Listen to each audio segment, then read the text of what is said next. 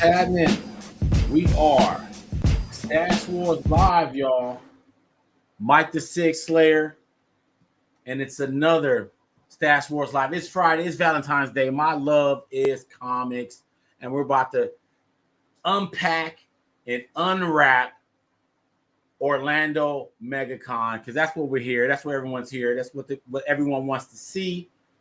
We're here to talk about Megacon. Let me just check the comments real quick. Let's go. Let's go, D-Claw. Let's go, baby. We're about to get started. I want to thank everybody that has sent questions in throughout the week, asking about Megacon, asking about how it went, asking about Sig Slayers and what we do. Thank you. And we're going to answer a lot of these questions because there were a lot of questions. So we're going to get in that.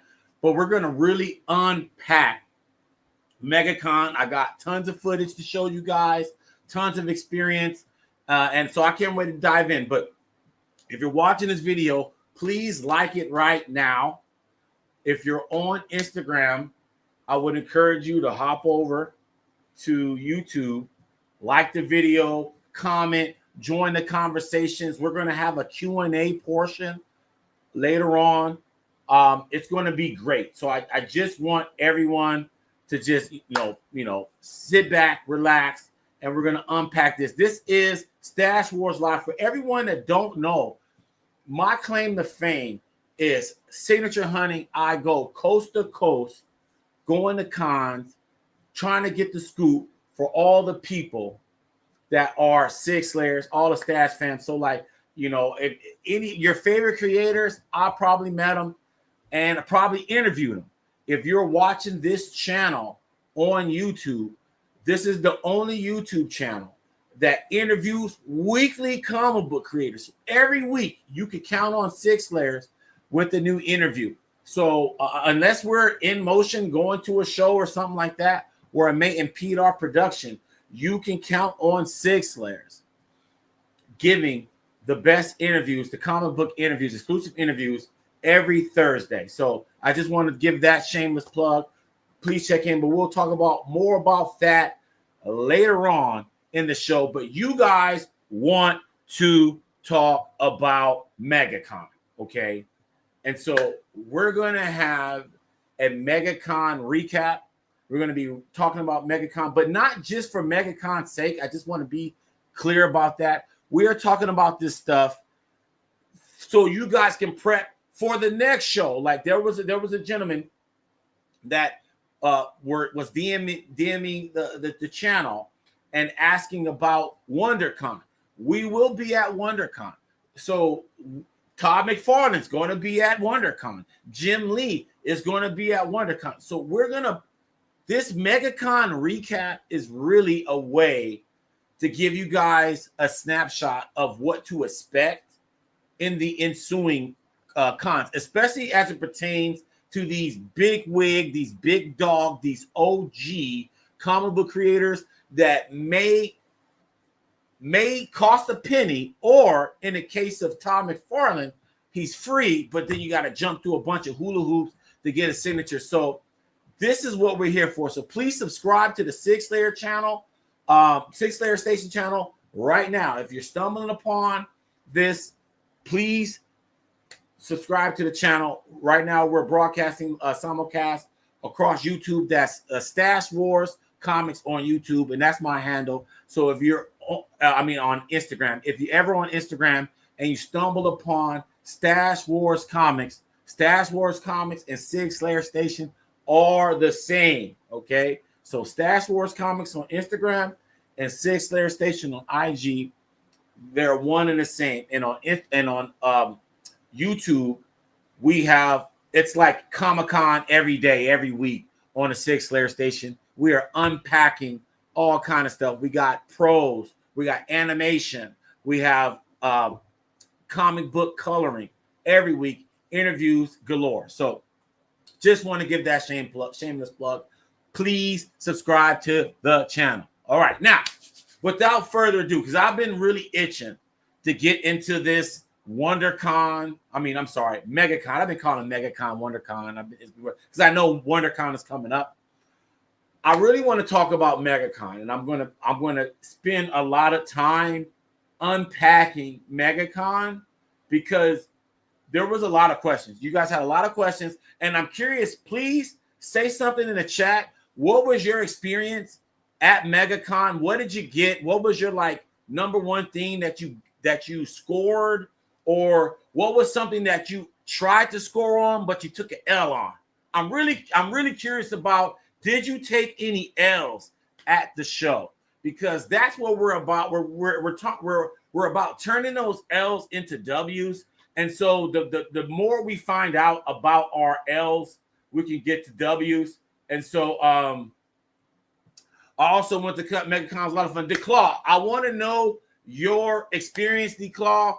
You went to Megacon. Please tell us in the chat what you scored on. Who was your number one draw? Because I guarantee you we're probably going to talk about that tonight. So please, DeClaw, please tell us what was your number one acquisition, or what was the artist that you wanted to see the most at Megacon. So let us know if you attended Megacon, because I'm pretty sure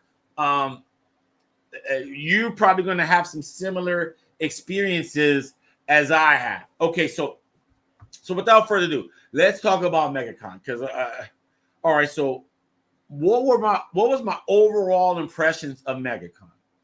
Megacon is one of those shows that if you know all of your rudiments, right? You know what to do. You know how to attend these shows. It can be one of those shows that can be epic for you. If you're someone that's kind of new to Sig Slaying, or new to going to conventions, and you're like a reader and you're trying to get into the flow of getting comic book signatures, it can be overwhelming. So we're here to really demystify the con-going experience. We really want you guys to be able to navigate these shows in the best way you can. The Claw got 12 book signs and 13 signatures total. What was the number one book you got, DeClaw?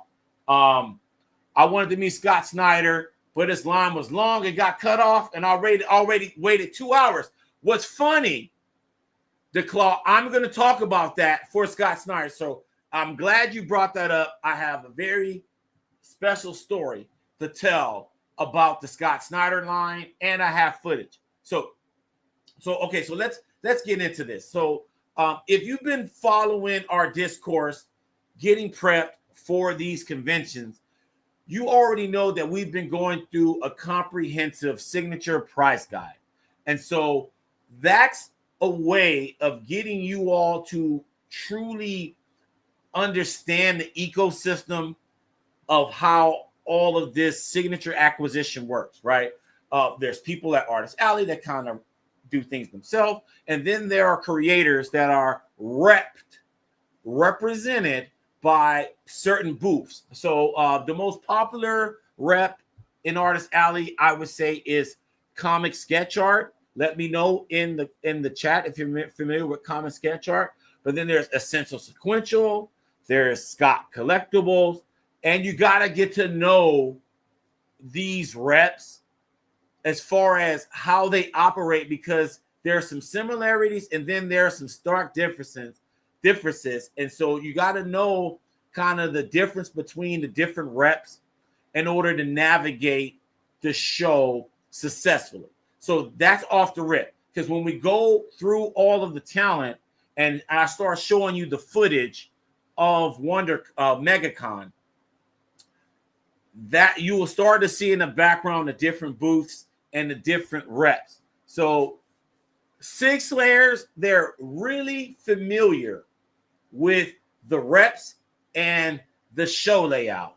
And so when we talk about these shows, when we talk about navigating these shows, we're really talking about, okay, is this rep going to be there, that rep going to be there? Because if we know that, then we already eliminated most of the hassle, meaning pricing. We know how much things are going to cost. We know everything. We know what the lines are going to look like. As the Claw mentioned, Scott Snyder line was absolutely bananas. But I will tell you why Scott Snyder's line was bananas. The most expensive signature I paid for by a comic creator was Sam De La Rosa. Okay. He charges 10 for everything except for Venom, Lethal Protection, and he charged $30. Okay, so let's get into our signature tiers with that. So let's talk about our signature tiers because my man DeClaw is already bringing it up, and it's very helpful to know about the signature tiers because then that kind of gives you a glimpse of how to navigate the show. So I want to start with tier 1. Okay. Donnie Cates was there. James Tynion was there. Now, off the rip, Stash Fam, James Tynion, MVP. He is a ongoing MVP of any show this man appears. This dude is a man of the people. James Tynion IV, he's that guy. He's that dude where if you are a fan of his work, you will be satisfied meeting him. Why, you ask? Because the man still does 3 free signatures. That is prehistoric. That is prehistoric. James Tynion IV, 3 signatures free every single day. So that's at least 9 free signatures. We're talking about Department of Truth. We're talking about Detective Comics. We're talking about Something's Killing the Children. We're talking about Batman. Okay. The dude has a resume. James Tynion IV has a resume. His line is not that long, but took forever because of the signal was abysmal and people were paying with card. I paid with cash because it's quicker and cheaper. It seems like the Claw knows what he's doing at these shows. James Tynion IV, if you are a fan of his work, you will not be disappointed. I'm starting this off with a good note. James Tynion IV is MVP status at any show he goes to because you're guaranteed a free signature. 3 free, in fact. Donnie Cates, though, tier 1, $10. $10 Chuck. $10 Chuck for Donnie Cates. And then you got Scott Snyder. Let's talk about Scott Snyder. Scott Snyder has, this dude resurrects more than Ra's al Ghul. Scott Snyder's career has resurrected more than Ra's al Ghul. And I'll tell you why. Absolute Batman was the #1 selling comic of 2024. So everybody and their mama was trying to see Scott Snyder. Now, the problem with the Scott Snyder line was this. The fundamental problem with what everybody was facing with the Scott Snyder line was the very fact that he was started on Saturday. Anytime a creator shows up on Saturday first, is going to create a logjam. It's going to create a logjam. Think about it. He had his first signing at Megacon. Scott Snyder had his first signing at Megacon with Greg Capullo. Most people were getting things signed for Scott Snyder and maybe some for Greg Capullo. Why? Because Greg Capullo was there on Friday. And everybody got got Greg Capullo on Friday.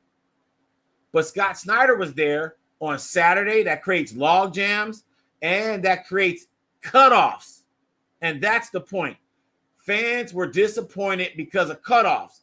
Now, the other problem with the Scott Snyder line was there was some communication. He was at a panel, and then he was supposed to be signing at the same time. I don't know how you could do a panel and sign at the same time. It's impossible.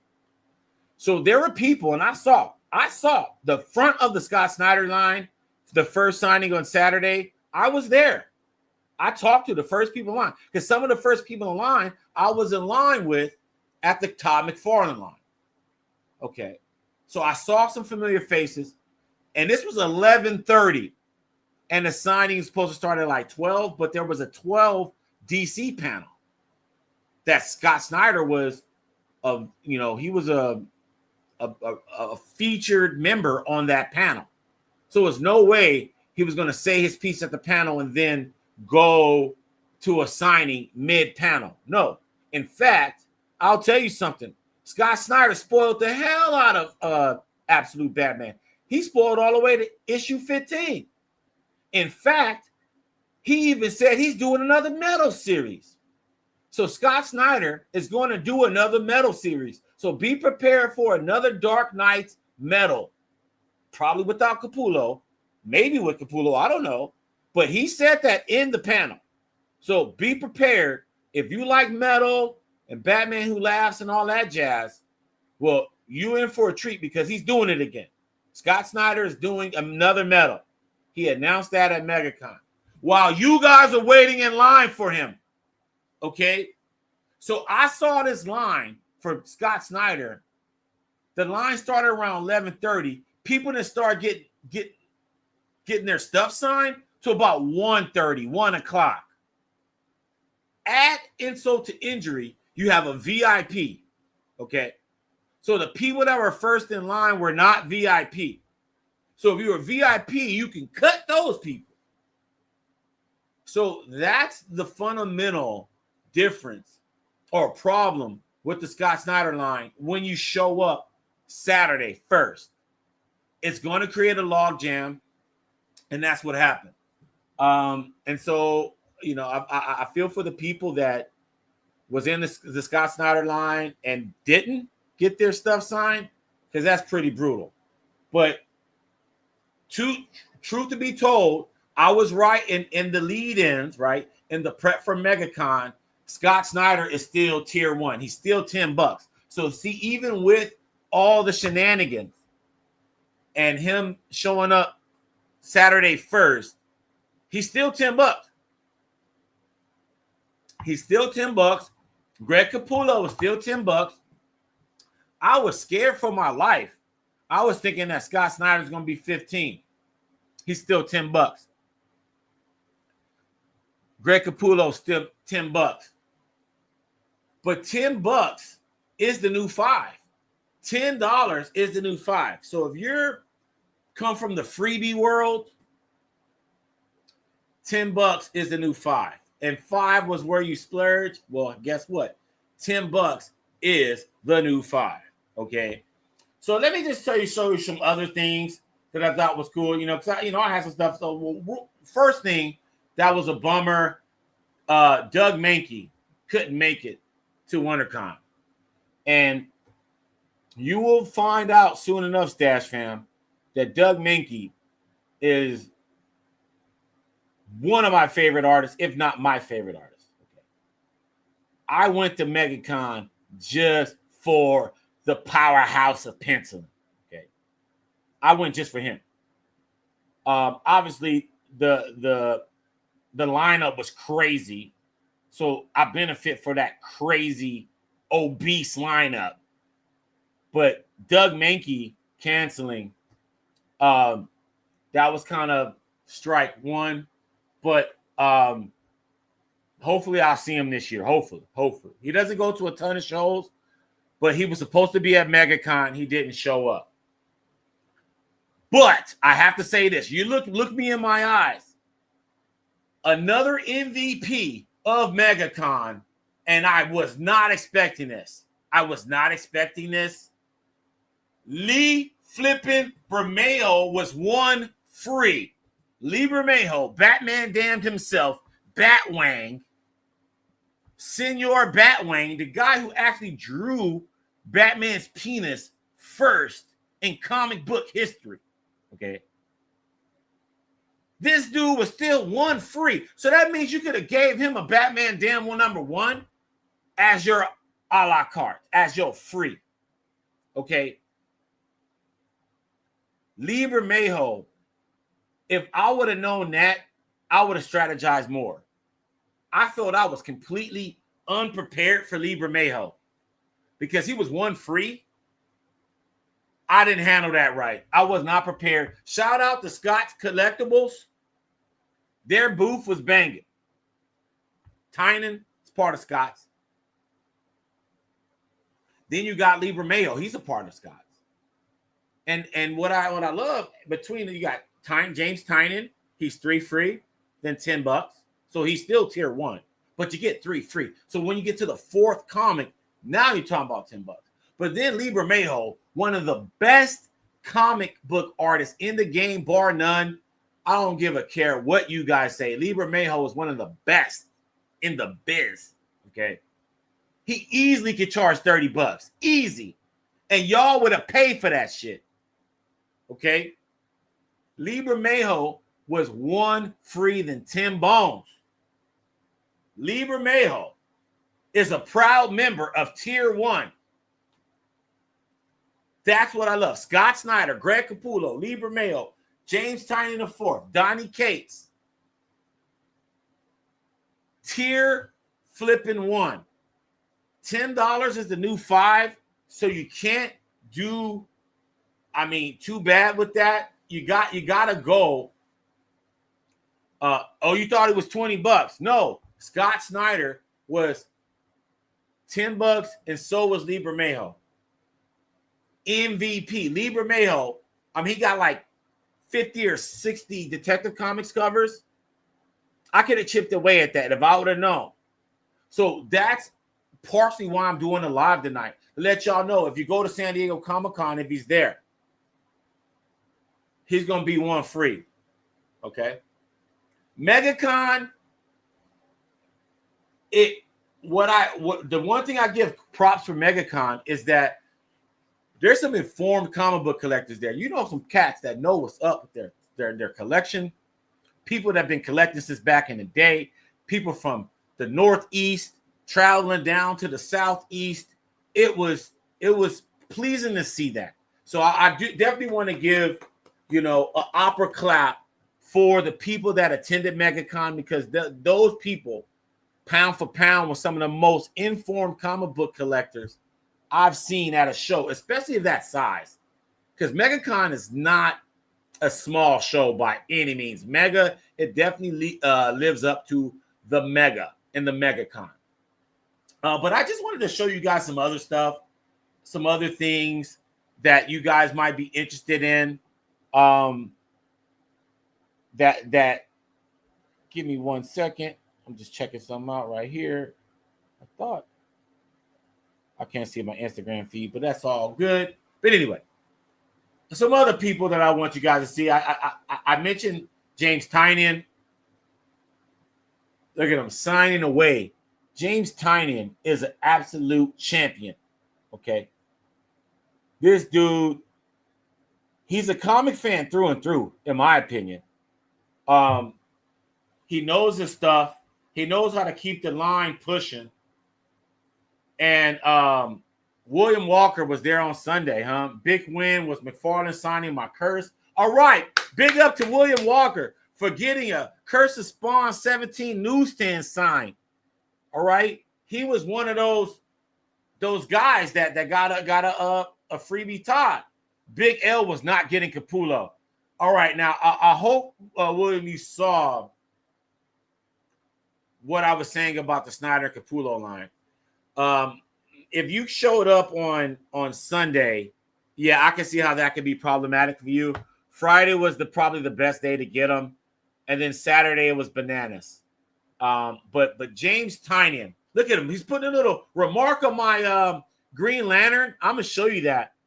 I'm gonna show you that Green Lantern in a minute. But I just look how this dude's unfazed. He's probably got zero sleep. James Tynan probably haven't slept. And he is taking all this. Look at that. Look at that. The back of a blank. This is the back of a blank you're seeing right now. It's absolute awesomeness. Okay. I want you to see my face for a minute before I cut to bam. Rafa Sandoval, Mr. Absolute Superman himself. He was there. He signed the back of the blanks. I'm going to show you the front of them today. And then we got Jorge Jimenez. He is on Batman. Until actually next month, and then Jim Lee and Jeff Loeb are going to be doing Hush 2. And then we found out at MegaCon that Jorge is going to be returning and doing a Superman. So he's going to be doing Superman this summer. Okay. So this is Rafa Sandoval and Jorge Jimenez, and they were pretty much next to each other. And so that's why I kind of paired them together on this clip right here. Signing, Rafa signing the back of a Flash 750 blank. And then that's a Green Lantern 80th anniversary. And then look at them sick ass Batman covers signed by Jorge Jimenez. It was great. Also got Jorge Jimenez to sign 2 of your books. Yeah, Jorge Jimenez. I mean, if you saw Jorge, he's not like he goes to all these shows. He hasn't been to San Diego Comic-Con yet. He was a C2E2 last year, and he goes to New York, and then he went to Mega. So he's been to 3 different shows in America. So it's not like this dude shows up everywhere. So if you got some Jorge Sigs, you're one of the kind of first people in this country, really, the first 3 batches of people to get Jorge Sigs. You and then the retailers, right? But yeah, let's keep this going. So you saw Rafa and Jorge. I can't wait to show you this this blank that I have. A really nice guy. Yeah, Jorge is a really nice guy. He is a really nice guy, very personable. And then Patrick Gleason. Okay. Now, Mark the Honor Villain is not with me tonight, but this is actually from Mark's sketchbook. And so I was able to get Patrick, and this is Soranik Natu, a Green Lantern character. So I don't know if you guys are Marvel heads or DC heads, but Patrick Gleason actually co-created this character. It's actually Sinestro's daughter, and currently she is a Sinestro Corps member. But she started off as a Green Lantern Corps, and actually in Green Lantern Corps Recharge, a story that Patrick Gleason penciled with Jeff Johns and Dave Gibbons. And so that's Soranik Natu. This is my man, Patrick Gleason. And be on the lookout for Patrick Gleason on the Sig Slayers station.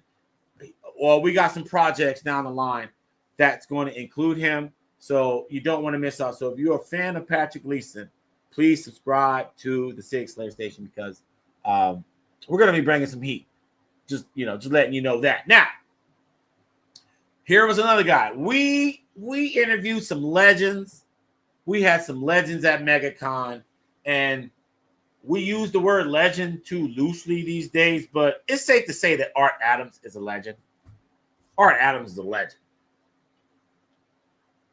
And in this clip, I mean, so many modern artists talk about Arthur Adams as their influence and how he influenced modern superhero comics.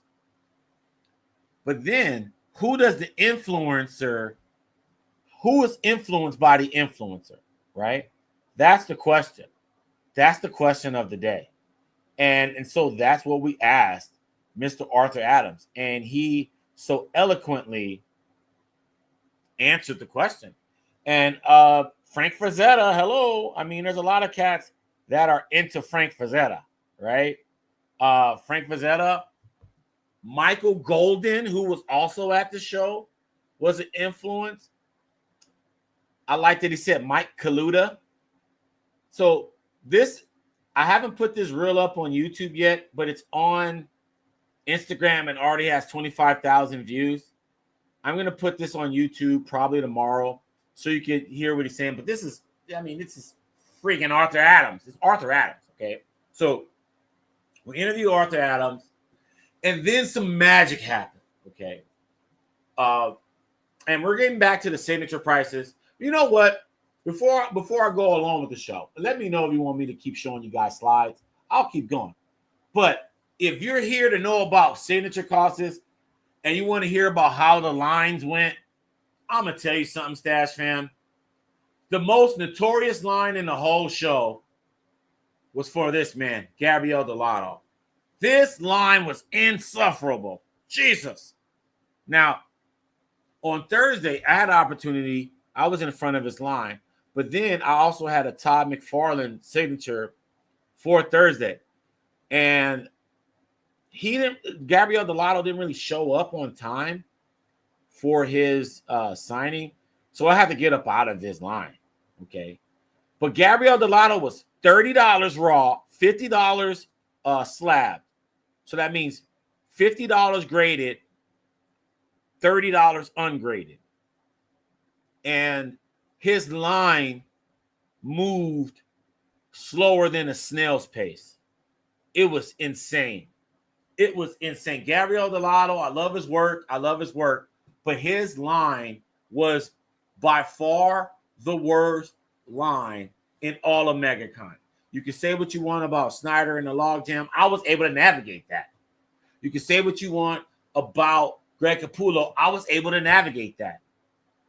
But for a man that was there Thursday through Sunday, Gabriel Delato's line was insane. And I mean that with all due respect. And $30 is crazy, DeClaw. $30 is diabolical, especially for the actual wait time and all the hoopla that you have to go through to even get in his line. I saw dudes where I was making my rounds throughout the con floor, and I saw people first in line, and they were still there. And I got to tell you guys something. Get what you want. So rule of thumb, chase what you're trying to chase. But then ask yourself, is it worth it? Sometimes it's not worth it. You could have handled 4 things in a time that you got 1. Now, if those 4 things outweigh that 1, I say get out that damn line and handle your biz. You know what I mean? Because don't play yourself. The worst thing at the show is to be waiting on some shit, and then you feel like a freaking simp after you got it because you waited and you could have did some stuff. Better yet, you with some Sig Slaying friends and got some cool stuff while you were a sucker in that line. So ask yourself, is it worth it? Now, sometimes it's worth it if you got that Grail comic that you've been waiting years to get signed, or something along those lines, right? Like where you can't wait to get the Sig on it. Like, I'm not saying that, a person got to do what a person got to do. So I'm not saying that. I'm saying if there's options and that's one of them, and there could be more, I say, hey, go with the more. Sometimes abundance is blessings. You know what I mean? Sometimes abundance is blessings. So Gabriel Delato, his line was wild. The longest line at Megacon that was not a celebrity. And I would say it moved slower than Todd McFarlane's line. Todd McFarlane's line had hella people in it. Not as much as Gabriel Delato's line, but it moved. You know why? Because Todd McFarlane is a pro. Okay? He is a pro. What else do I have to show you? So I showed you Ken Lashley. Right. I'm sorry. I showed you Art Adams. Now I'm going to show you Ken Lashley. Ken Lashley. Man, I got some footage that I'm going to show later on YouTube as a short. It's already on Instagram. So you can go on Stash Wars Comics right now and see this reel. That's awesome. This dude, Ken Lashley, he's called the Lead Killer. I don't know if you guys know about the Lead Killer, but the Lead Killer is serious. Okay. This dude, I seen this dude bang out so much stuff in like an hour. And then you got Benjamin Percy here. This page is from Predator versus Wolverine. Number 4, page 1. And I was just scoping out my man Ken's portfolio. This dude is just so flipping talented. McFarlane line was close to Sam De La Rosa, so I thought Sam would be ginormous line at first. Yeah, you're right. Like, it was like on the other side of where the celebrities was at. I saw where Sam was at. He was like in that same row where like Mike Golden and all those guys, the OG guys, from the 80s, 90s and stuff. But Ken Lashley, I can't say enough about how he treats his fans. He's one of those guys that, you know, he's a man of the people. I would say that and seeing that. Now, Jock.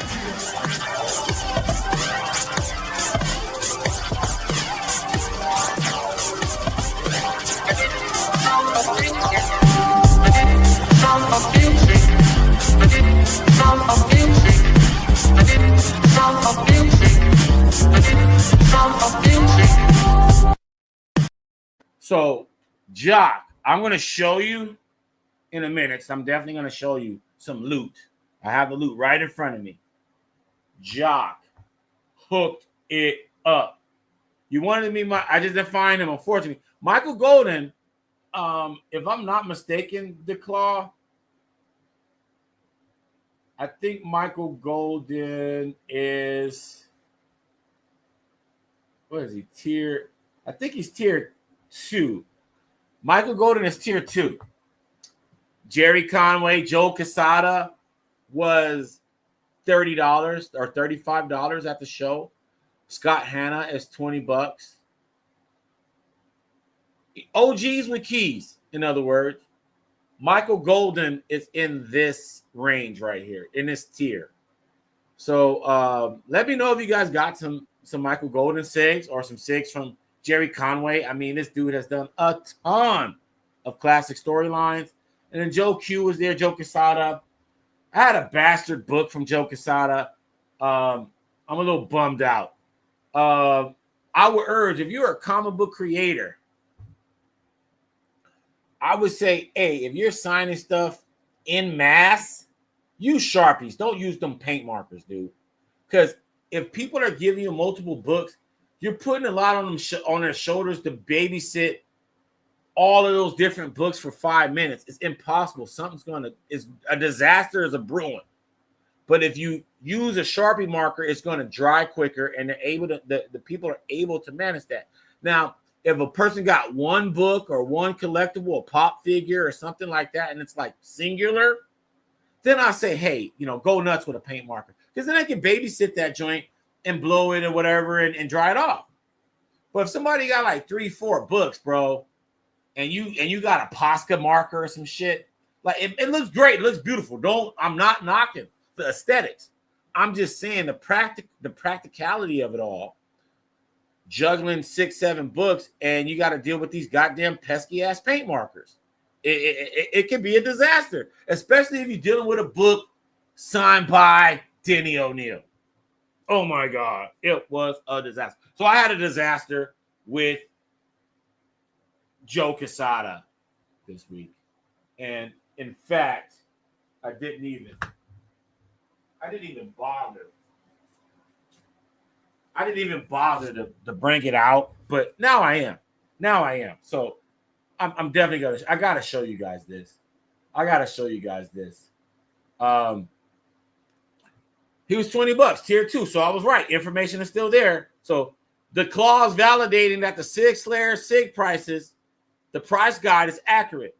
So Jerry Conway is tier 2.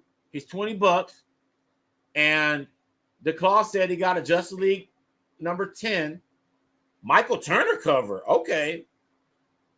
Creative Power Girl, my favorite kid. Okay. I dig that. The claw. Jerry Conway is tier 2. I was true to form. Tier 2. I was tier 2. So all right, here we go. All right, so I got to show you guys this. Now, you could say that I'm being a little bit of a stickler, but I don't know if you guys can see that. But where it says 25, see that smudging, that aberration there?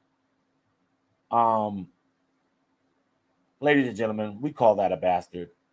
It's not severe, but it's enough to piss you off. Considering the top signature, the very top of this comic is signed by the late great Denny O'Neil and Kevin Nolan. So this one hurt me straight in the huevos. This one hurt. because I have the whole set, but then I got one bastard I'm looking at cross-eyed. This one hurts. Do you guys see that? Tell me I'm crazy. Tell me I'm crazy. Say, Mike, you're overreacting. This book is okay. This is not a bastard. Things happen. It's still cool. Let me know. Let me know if you let this ride. Let me know if this ride. Oh, you know what's funny, DeClaw? You said you can see it, but you can't tell us first. Because of the red, it kind of blends in. And that's the paint marker. I guess he was going with the, the whole artistic value of it all. It's right there. But look closely. Look at the quality of the signature. There's some smudging going on. There's some rehashing going on. I can't deal with it, guys. I just can't. It hurt me. It hurt my soul. It hurt my soul to spend years curating that. Denny O'Neil, Kevin Nolan, and then I see Casada, and he's 35 bones, and he used a paint marker. And I can't even tell the whole story about that one. But it ended up being a bastard. And that's the sad part. Okay. So now we're gonna talk about some fun stuff. Okay, so we're gonna keep it fun, keep it light. So now we're gonna talk about some of the things that your boy got. Let me put this back. Okay, so first off, I mentioned Lee Bermejo was MVP. What do you think of that? Lee Bermejo, Detective Comics 1027. He did about 50 of these issues where he did covers of Detective Comics. And so I'm just chipping away at it. He was one free. So I was able to get 3 Lee Bermejos. And I just picked my favorite covers.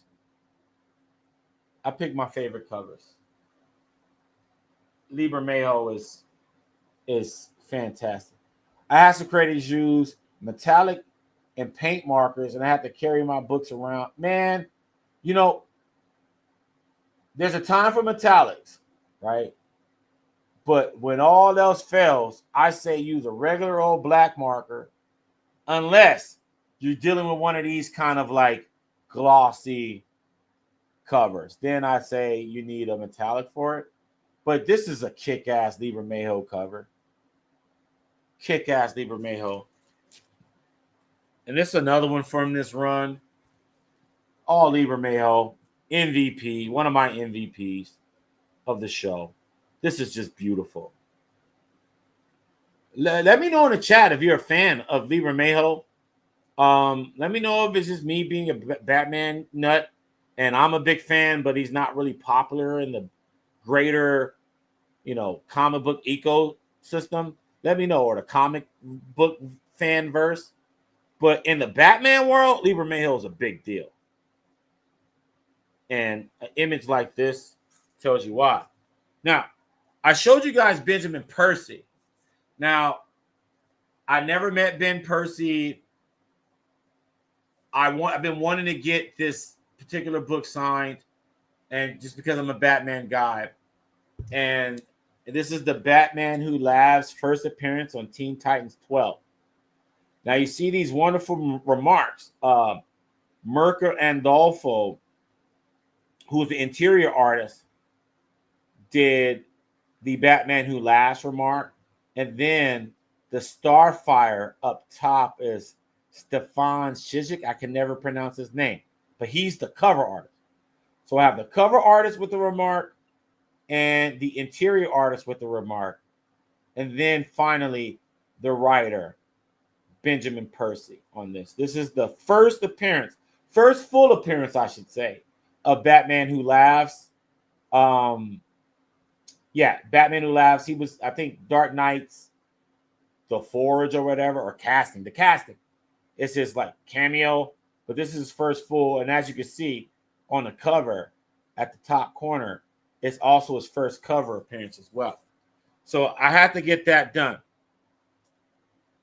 Now I guess. No, hold on. Yes. I think now is a good time now's a good time now more than any to talk about Todd McFarlane. Okay, so now we're going to talk about the Todd father here. I got a ton of questions about how did you get Todd McFarlane's signature at Megacon? How did you know what to do? And I'll tell you the answer is very simple. Now, some people got their badge through friends and stuff, and things get lost in the sauce that way. But if you bought your own badge for Megacon, they emailed you about the Todd McFarlane experience, and that in that email that they sent you, you apply for the days that you're there. You put your email in and the days that you're trying to get a Todd. That's it. And then they said that they'll email you if you got in the Tuesday prior to Megacon. That's it. That's all it was. You got an email from Megacon, and then you filled it out on the days you're going to be there. And if you got in, it let you know on the Tuesday before Megacon.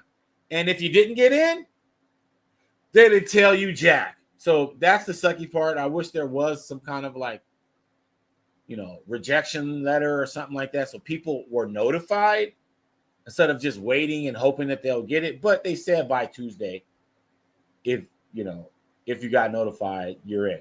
I got in. Okay. I got in, met the Todd father. Was he sneezing when he was sneezing? I don't know what he was doing, man. But something was wrong there. But I'm glad I finally got the set completed with you and him. Yes. We're going to do it, get it all done. Alfredo, I'll call. You can't get Alfredo because he's no. Oh, this is the one I inked. Oh, so I was going to say, I thought you had to get the inker, but I am the inker. You're the inker. Yeah. Writer, pencil. All right. So you just got to get a couple of those.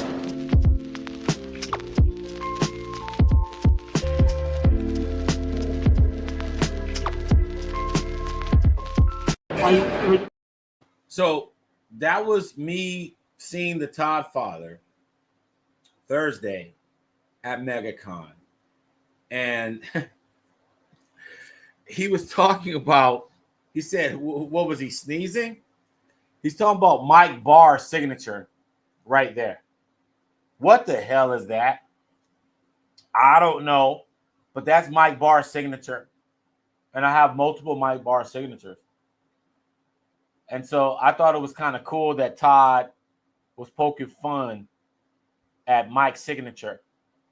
Now, I put a poll up and I asked you guys, what Todd should I get signed? The Batman 423, the Spawn Batman Volume 2, or this.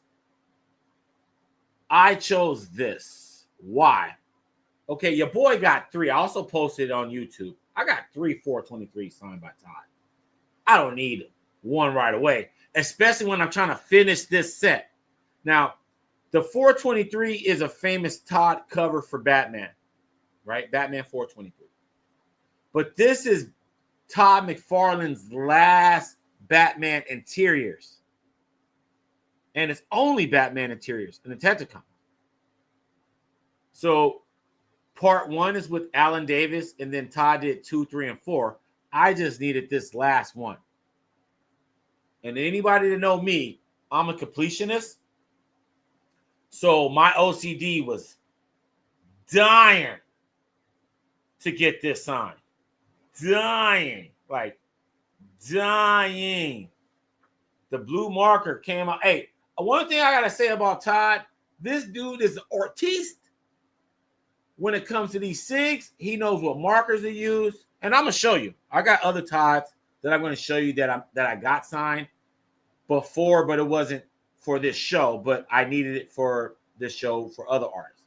But this is the Todd that I got signed. So now I have this complete Batman Year 2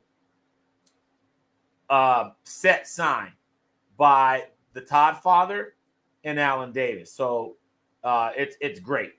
This was, seeing Todd. The one thing I do like about Todd is that he has a knack of making people feel, unique, and he gives you that QT when you meet him.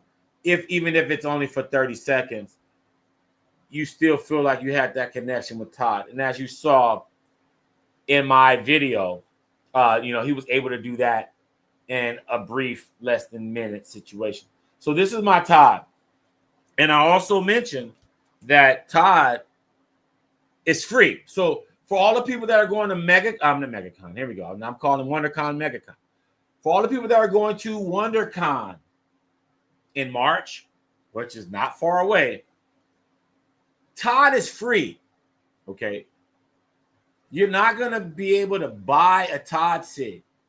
Now, correct me if I'm wrong, if there's some kind of CGC private signing along the off-beaten path, that could happen. But for the show on the books, he's going to be free. Todd rewards randomness and fans. So if you're going to Megacon, I want you to look out for the portals. There's a portal system.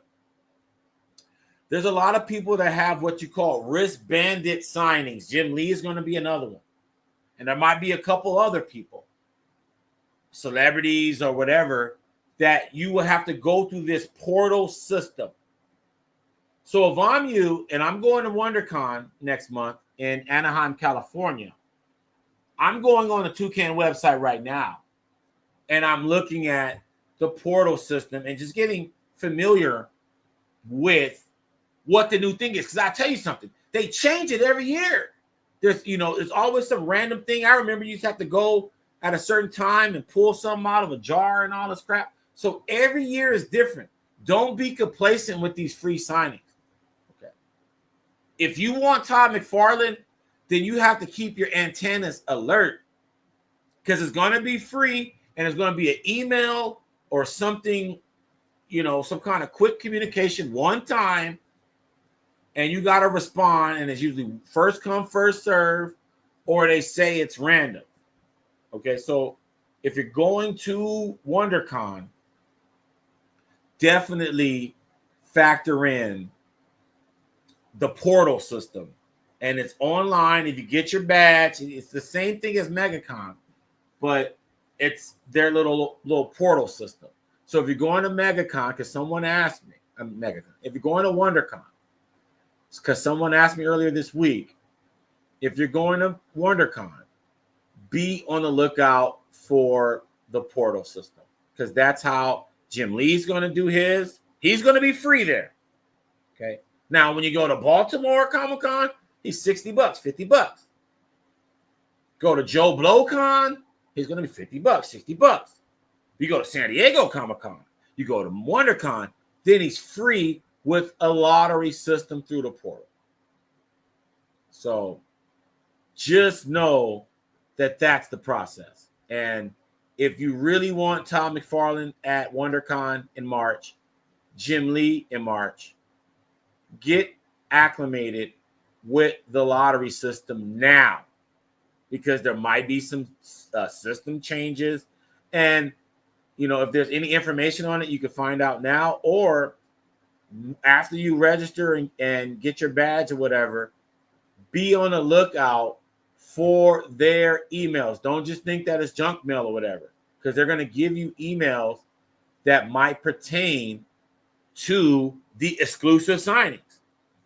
So that's the Sig Slayer tip as it pertains to WonderCon. So for the person that DM me or added a comment in one of our live shows over the past couple weeks, know that if you're going to WonderCon and you want to get a Toddy and a Jim Lee, it's going to be through their portal system, and be on the lookout. Don't be complacent.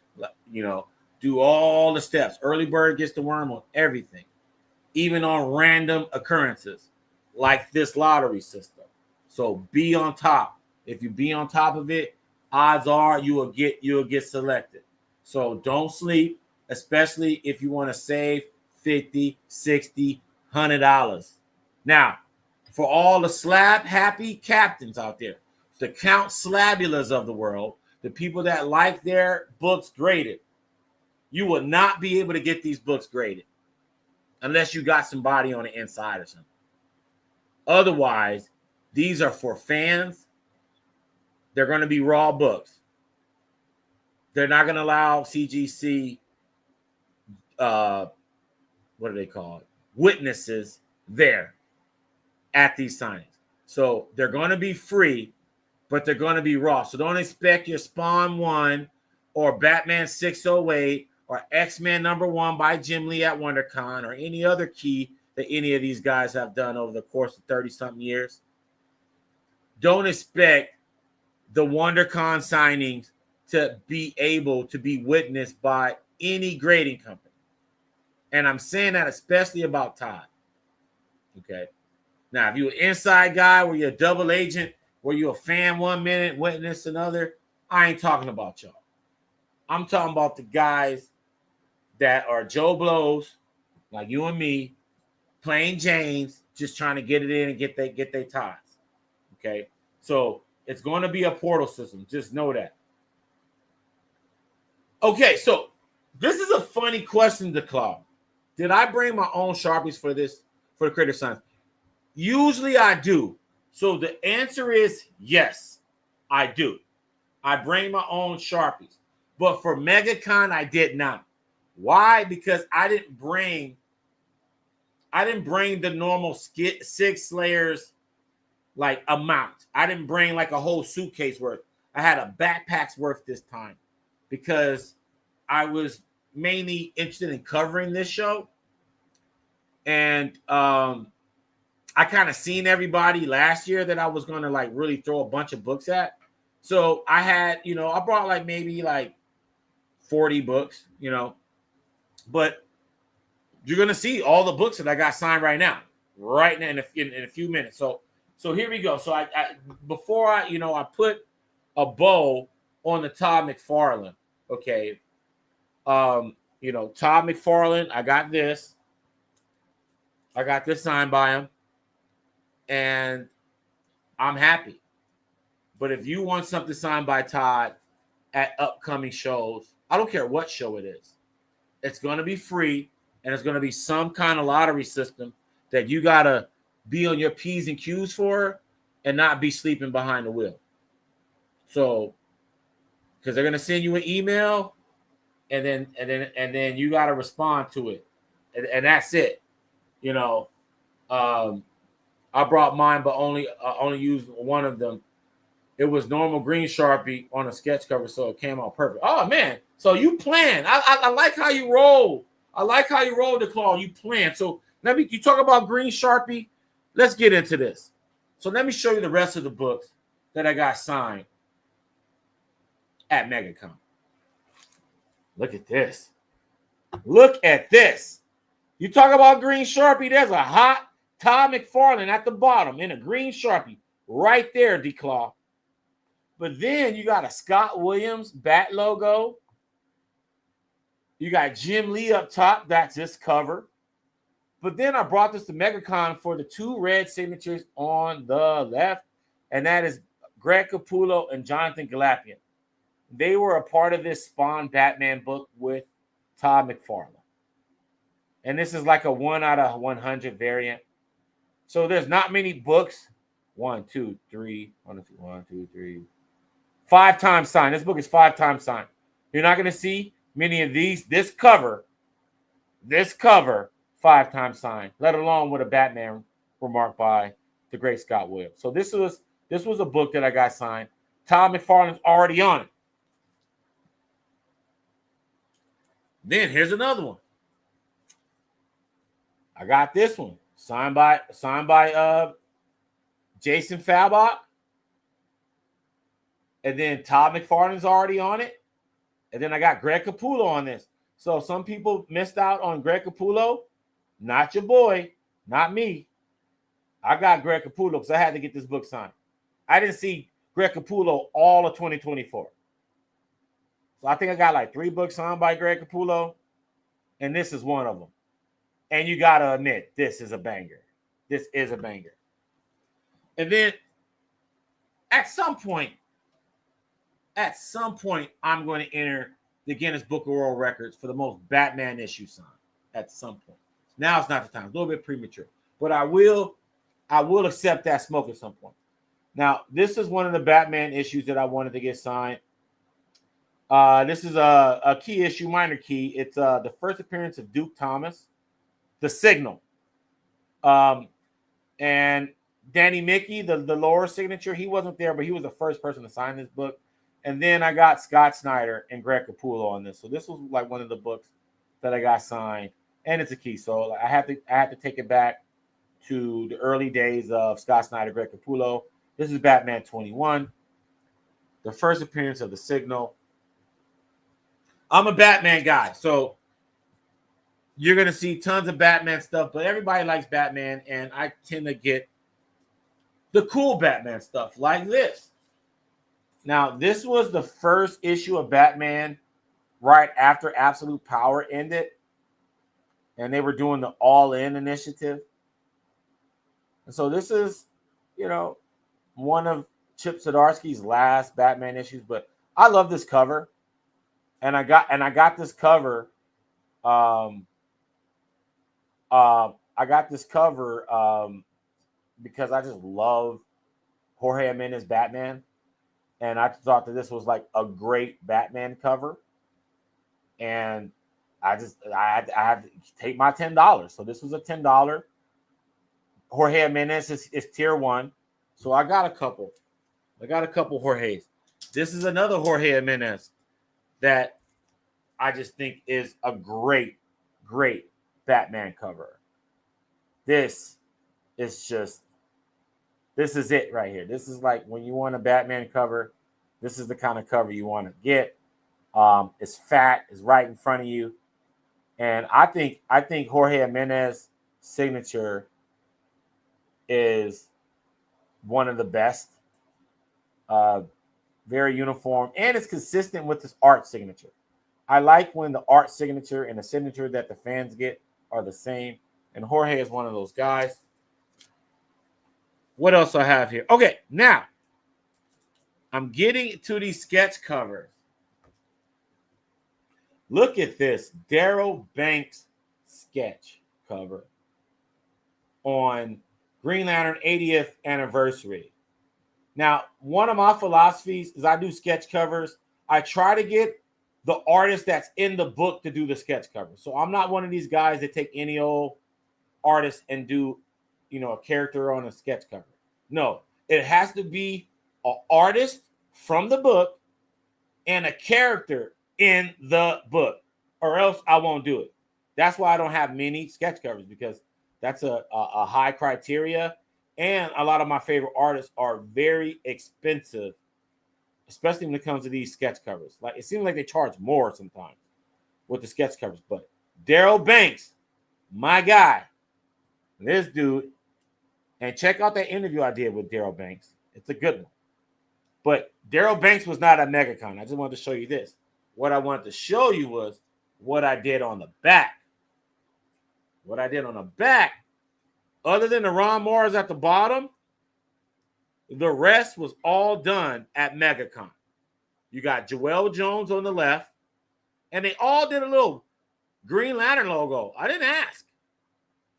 But I love when I put a little QT, little quality touch on our books, right?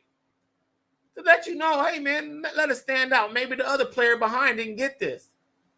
But I got a Joel Jones, little GL logo, a James Tynion, a fourth GL logo, and a Rafa Sandoval.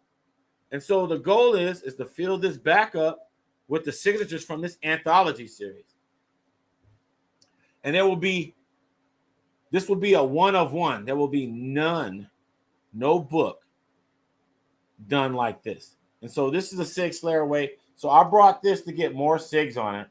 And I got to get more people on this, like Gary Frank, Jeff Johns, Doug Mankey. There's other people that belong in this book, but I got to start it. And the sketch is already on it. So this was a real cool one. And then here's another one. Captain Cold. Captain Cold by probably the best Captain Cold artist in my book, Scott Collins. He also did a story in this book written by Jeff Johns. So this is awesome. You got Scott Collins on a Flash 750, and this cover is not like easy to get. The cover was kind of lost in the sauce during the pandemic, so there's not a huge print run of this red Flash book. But then, why did I bring it to Megacon, you ask? For Rafa Sandoval. I had Mitch Jarrett's on it already. He was at Megacon, and they gave me the idea to keep all the SIGs on the back of this book gold. So the goal is, and so you guys see the progress on it, you will see this book again on a Stash Wars Live somewhere down the line. But the goal is for all of the signatures to be gold the way you see them here. Because they started this mess, and this Captain Cold is just sick. So that's what I do with my blanks. I get an artist from the book, mainly the penciler, to do a sketch, and then I get everybody else that's a part of the book on the back. And then I got a Crafty Comics clear board, baby. Plug. Visit craftycomics.com if you like the clear boards. Now, if you want to ask me, no one asked me, Mike, what was your number one thing that you got at Megacon? And I got to show you the music again. So just watch this real quick. Just watch it.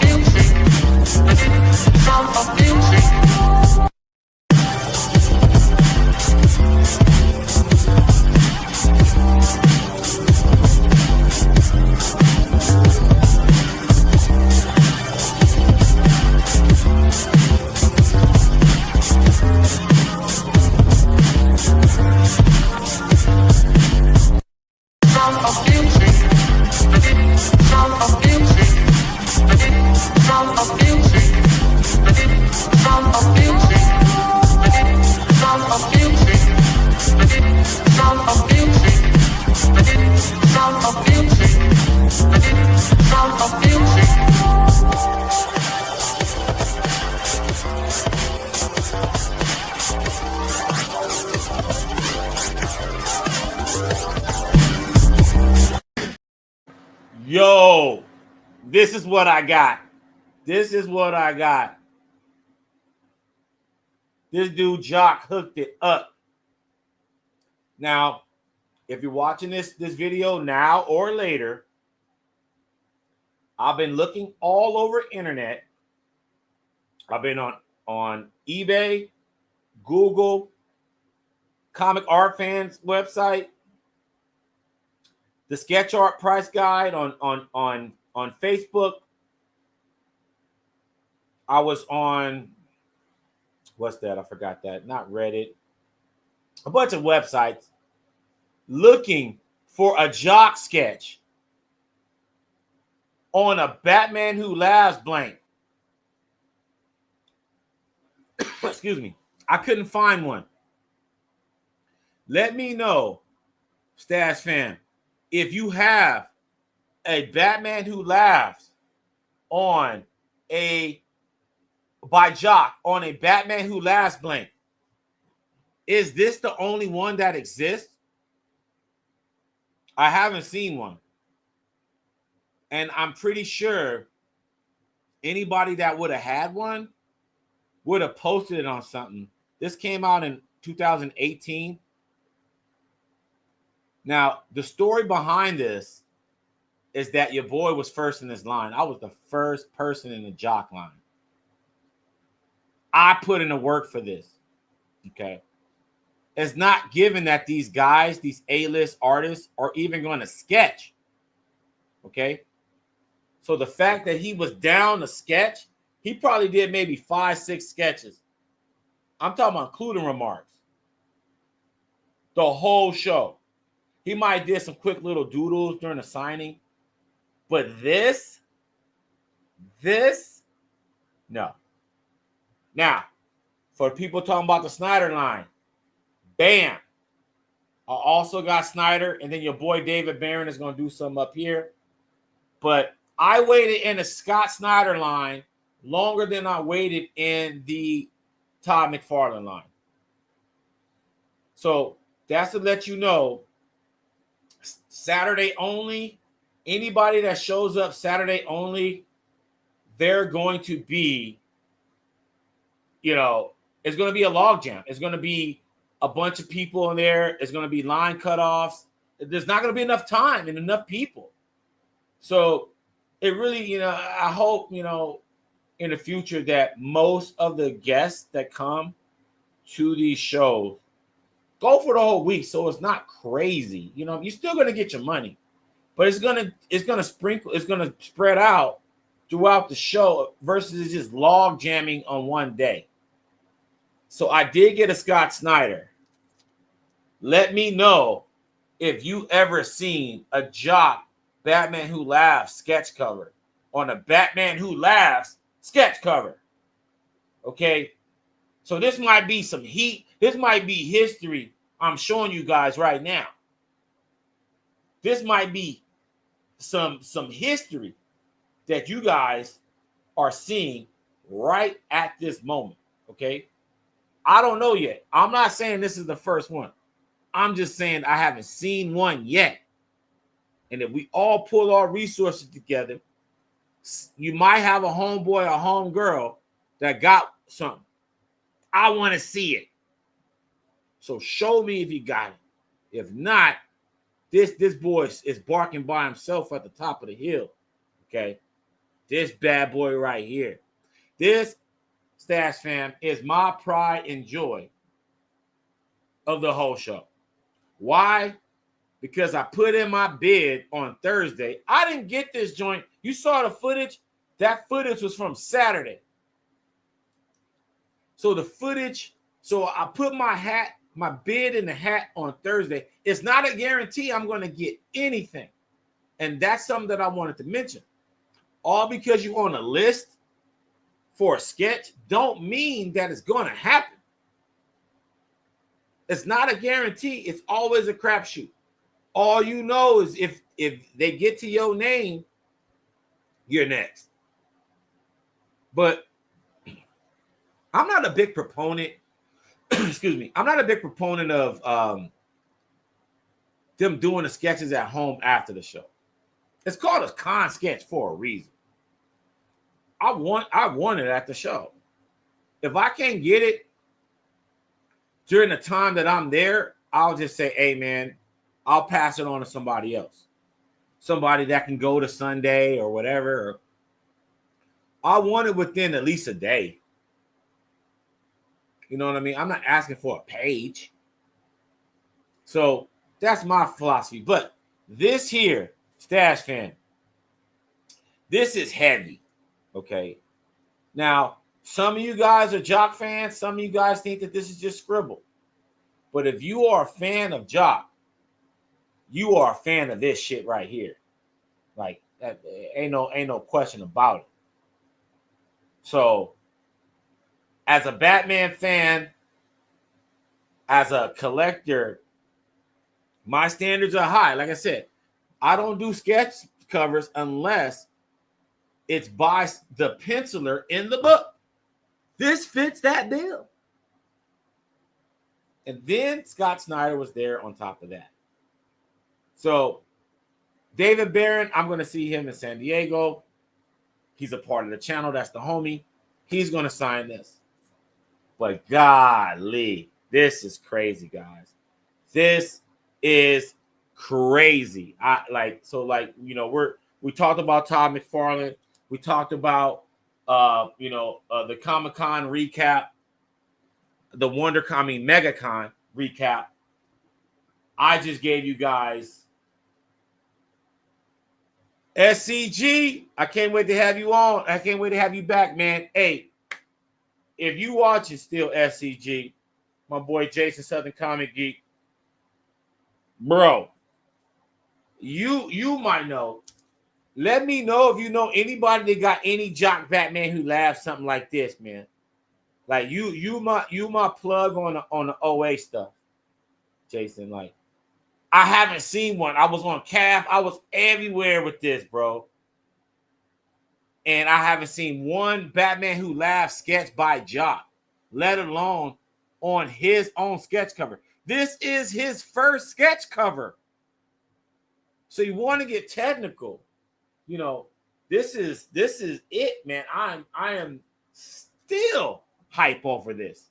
I am not done celebrating. I'm like the Philadelphia Eagles. They just won a Super Bowl. They had their parade today, right? They are celebrating. That's me. I'm still celebrating this because I've took L's, and if you do these shows and you play this game trying to get a sketch from somebody that's notable, it's a crapshoot, and anything can happen. Anything can happen. Yeah, see, here we go. I haven't seen, but a few of his OA is high. That's what I'm saying. It's like, yeah, I've seen pages. Mark Hay on Splash Page Comics, like he has I think most of Jock stuff, but I'm saying like con sketches. Number one, he'll do a remark, and they pretty much are similar kind of cookie cutter. Still cool. Don't get me wrong, but I haven't seen him do like full on sketches at shows because he doesn't do them often, and if he does a few for the show. And so just to do a quick little recap on Megacon, I have to say, Libra Mayo was MVP. He's one free. Sometimes they will mail in on sketch covers.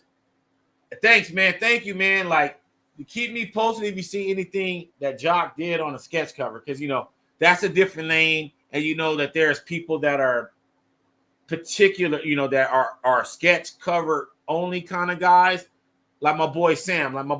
He's like he pimps that like to perfection, and so so I'm curious. I know, and there's always somebody that's not on the internet that got something major. So I'm curious about that. I'm curious to see if anybody got sketch cover. But back to Libra Mayo. Libra Mayo.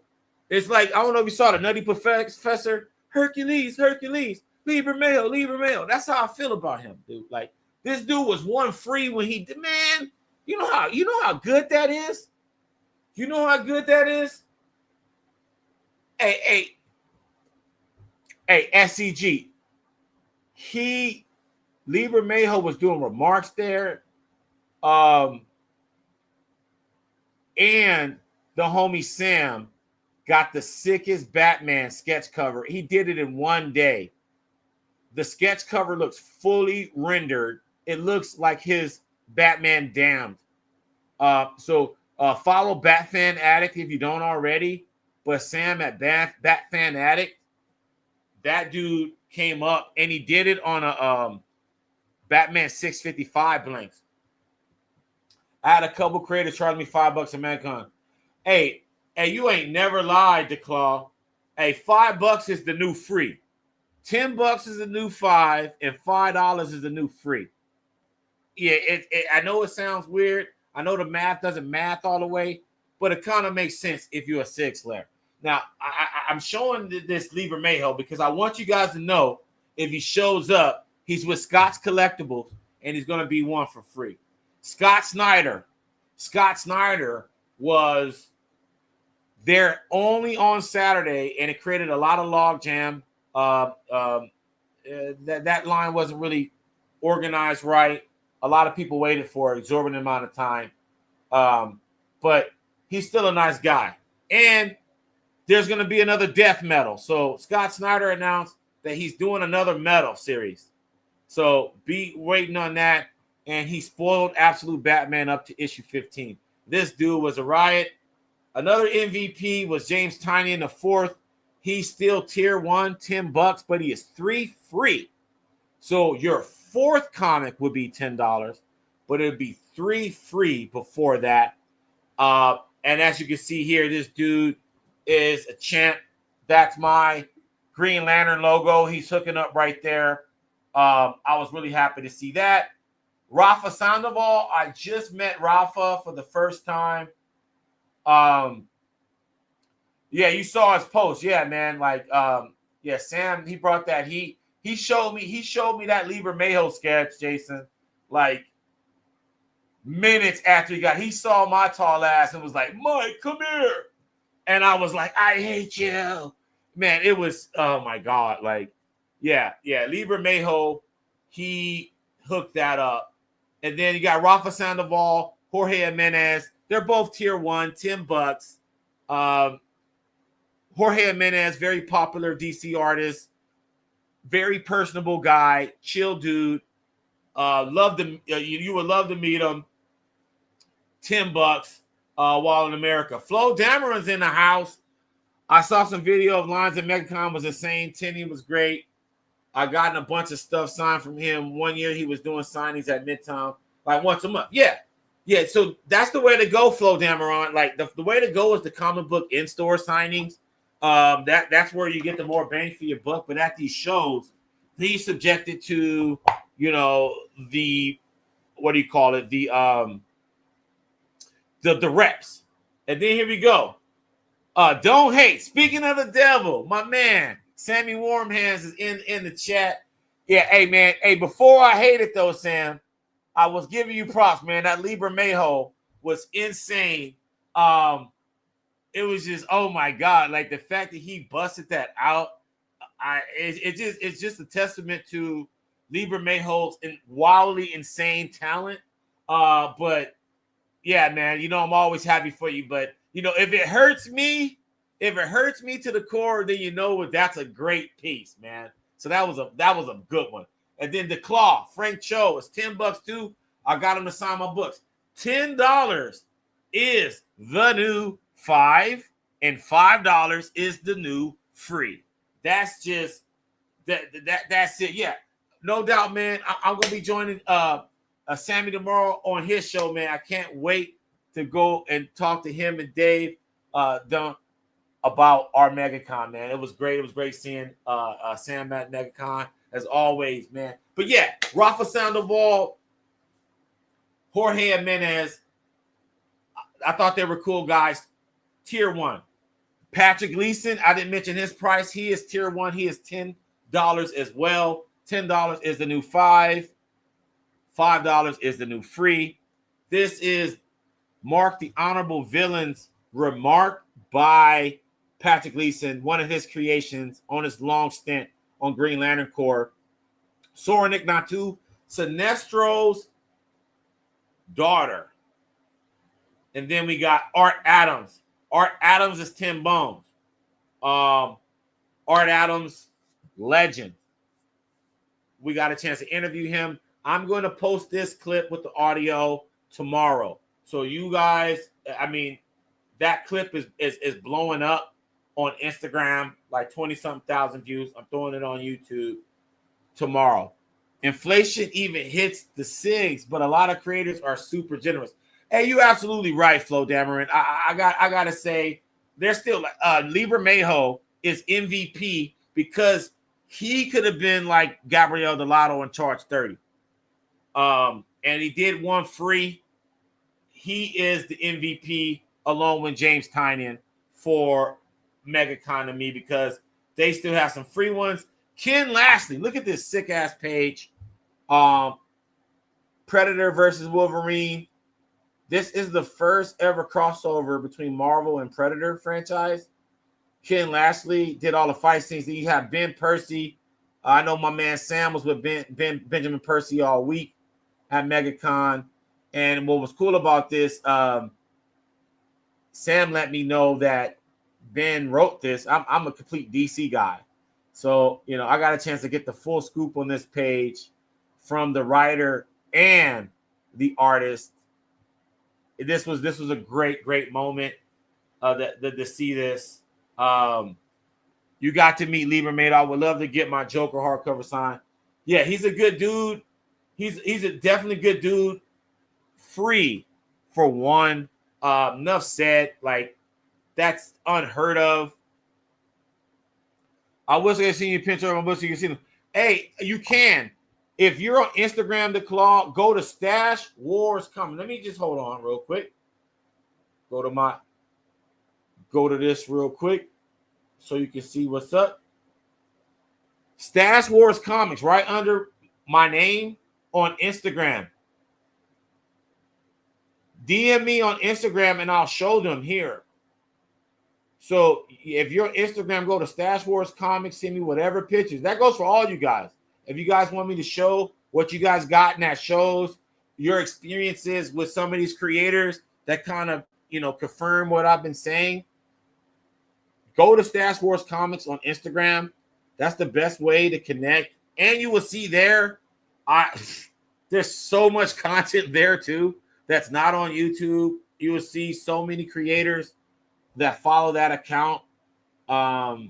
You will see a lot. So Stash Wars Comics is another good outlet, but YouTube is where we're going to be doing these Stash Wars lives every Friday, and then as well as the interviews every Thursday, David Barron, The Process every Tuesday, and then Doug Mankey animations on Tuesday. So here's where you get the whole gamut. It's like Comic-Con every week here on the Sig Slayers Station. That's why we call it the comic book headquarters. Okay, now where was I? Now I showed you the jock with that. Was he sneezing? So what is my overall grade for Megacon? Now, last year I gave Megacon a B plus. Now, it's one of those shows, like, you have to understand that there's a sliding scale from convention to convention. If you're used to going to the San Diego Comic-Con, every other show is kind of a bummer in a way just because it's more expensive. Okay. Now, everything outside of San Diego is expensive, but the show, there's a lot of freebies you can get along with. There's all the comic sketch art and all those guys there, but then there's the publishers. There's the DC booth. There's the Image booth. There's Dark Horse. There's IDW, where you can actually get free stuff. And a lot of these creators, they actually did something from one of those publishers. So they're popping up. You'll get Snyder at a Image booth or something.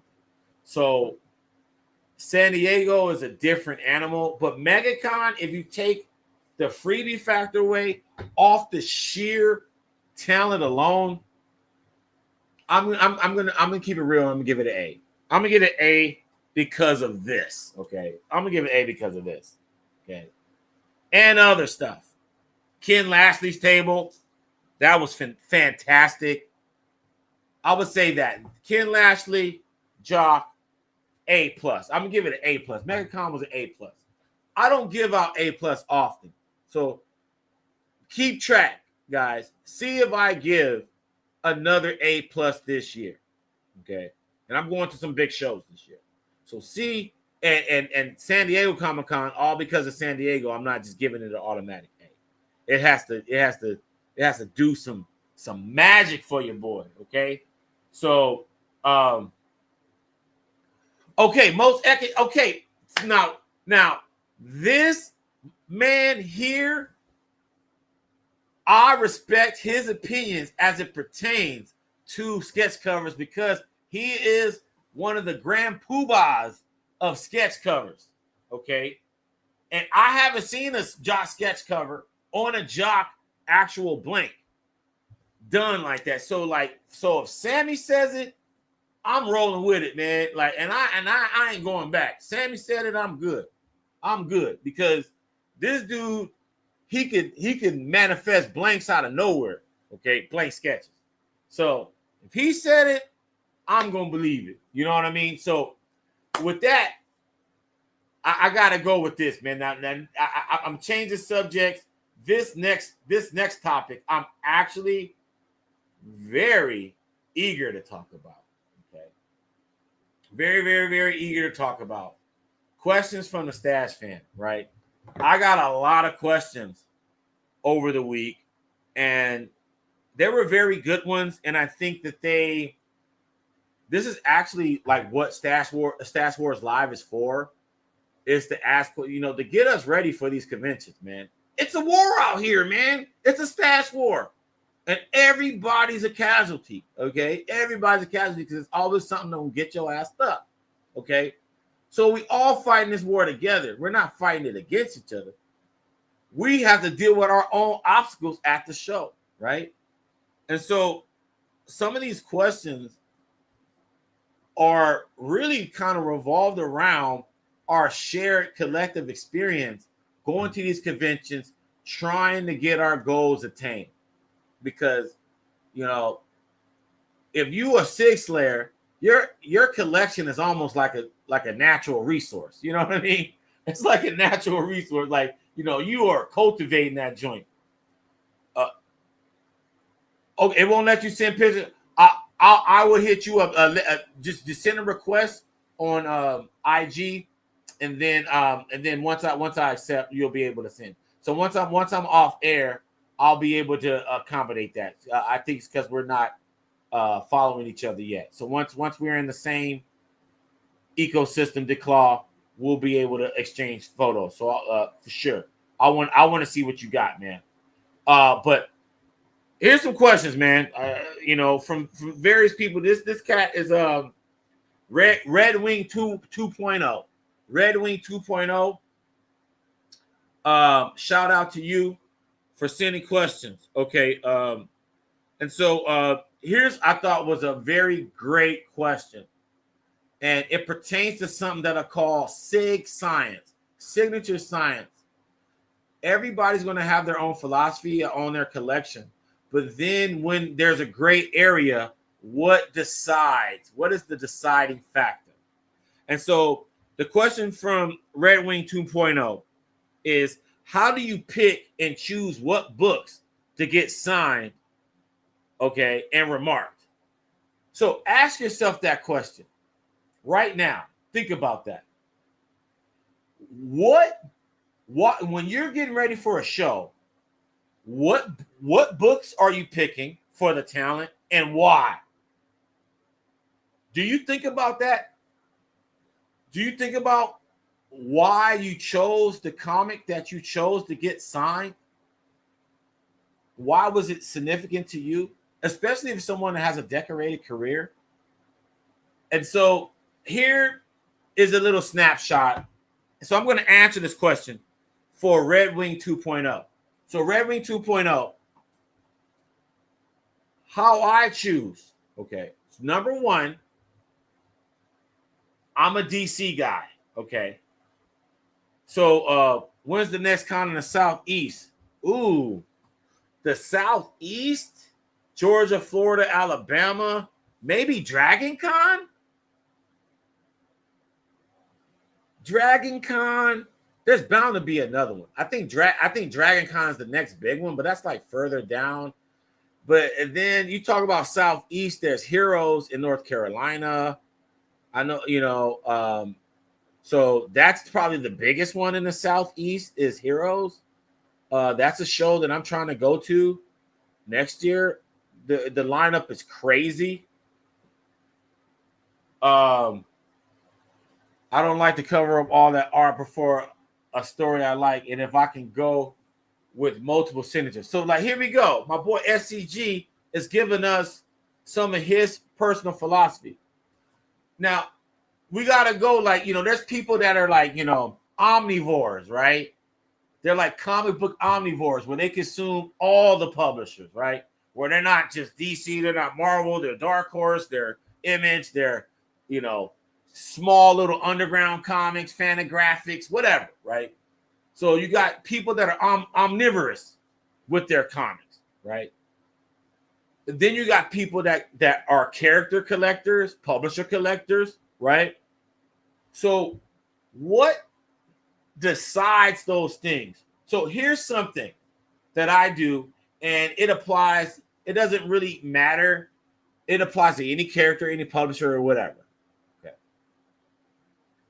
It's really about that creator and the creator's relationship with the character. Okay. So, in other words, let's say Mike Mignola. His name comes to mind, right? Now, Mike Mignola, you know, he's done a bunch of stuff. But when I think of Mike Mignola, the first thing comes to mind is Batman: Death in the Family. Okay, because I'm a Batman fan, and he did those covers, right?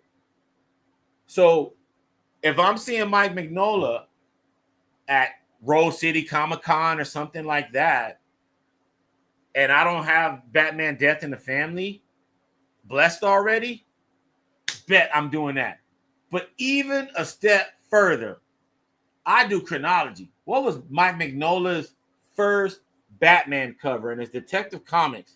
I forgot. It's the first appearance of the ventriloquist. Okay.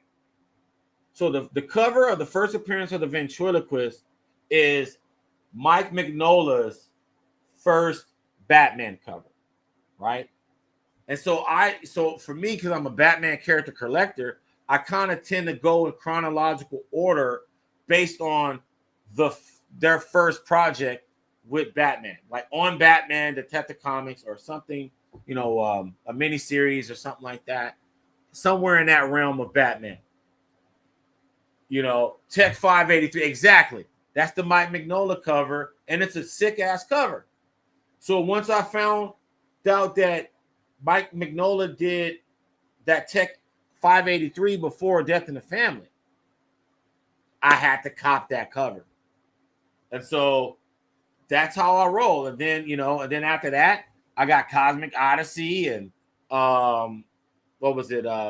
What's that Batman? What is it? It's the first Elseworld story. Somebody help me out here. It's the Batman story with Brian Augustine, Mike Mignola. Oh, it's killing me. It's like the Jack the Ripper era Batman story. I can't believe it's escaping me. But anyway, I got that signed, and then there's other stuff along the way. Now people will go, there we go, Gotham by Gaslight. There we go. I got Gotham by Gaslight signed. You know, all the Batman essentials by Mike Mignola. That's what I would do.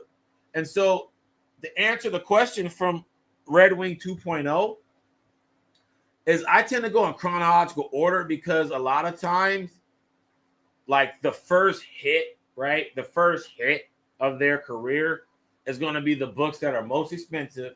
And in a lot of cases, some of these creators might charge a premium on the key first appearance or whatever. So to me, I would like to get that out the way as soon as possible before they get the idea to upcharge on something.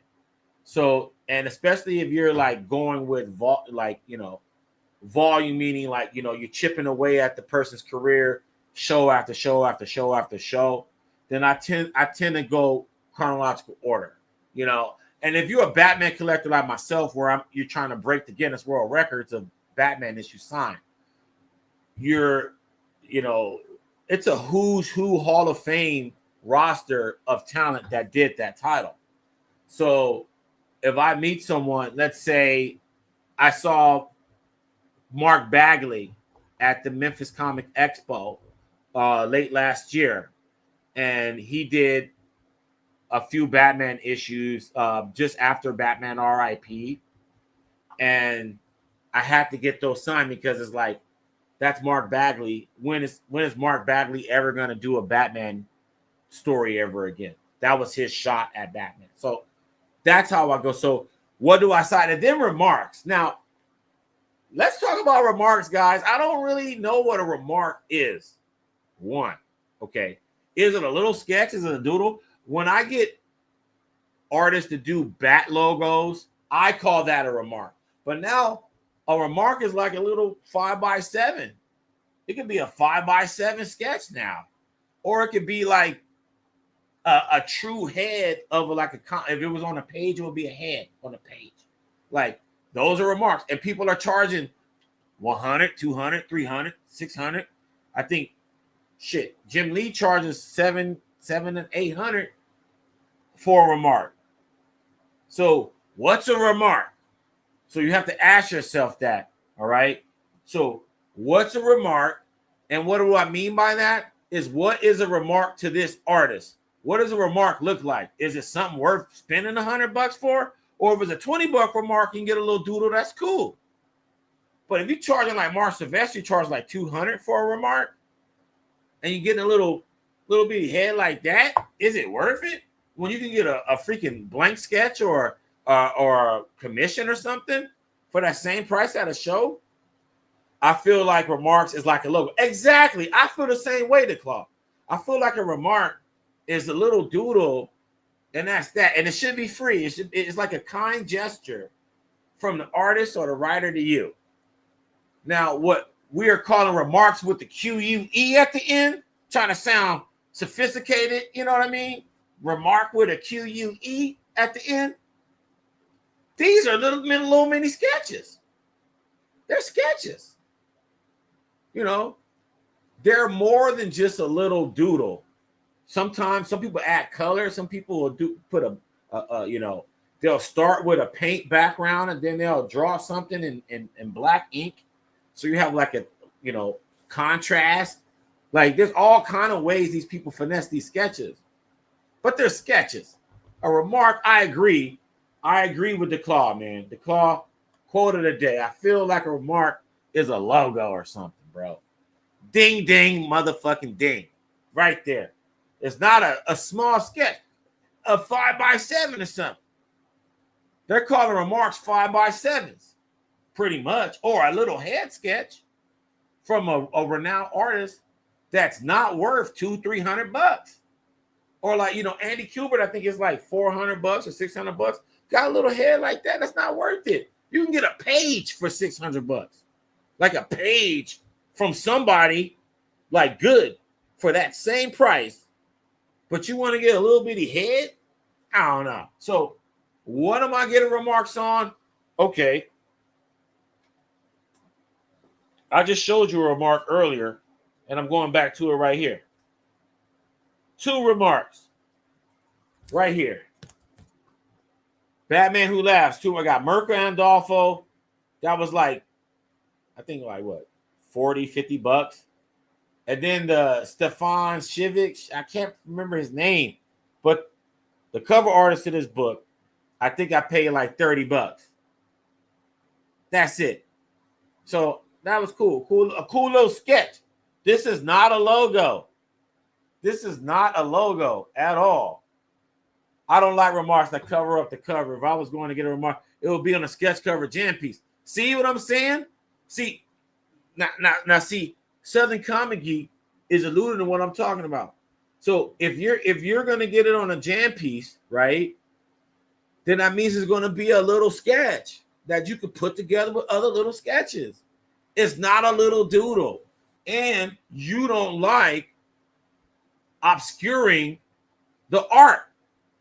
So I agree. Like, it's just little, like, there we go. Stefan Sejic. There we go.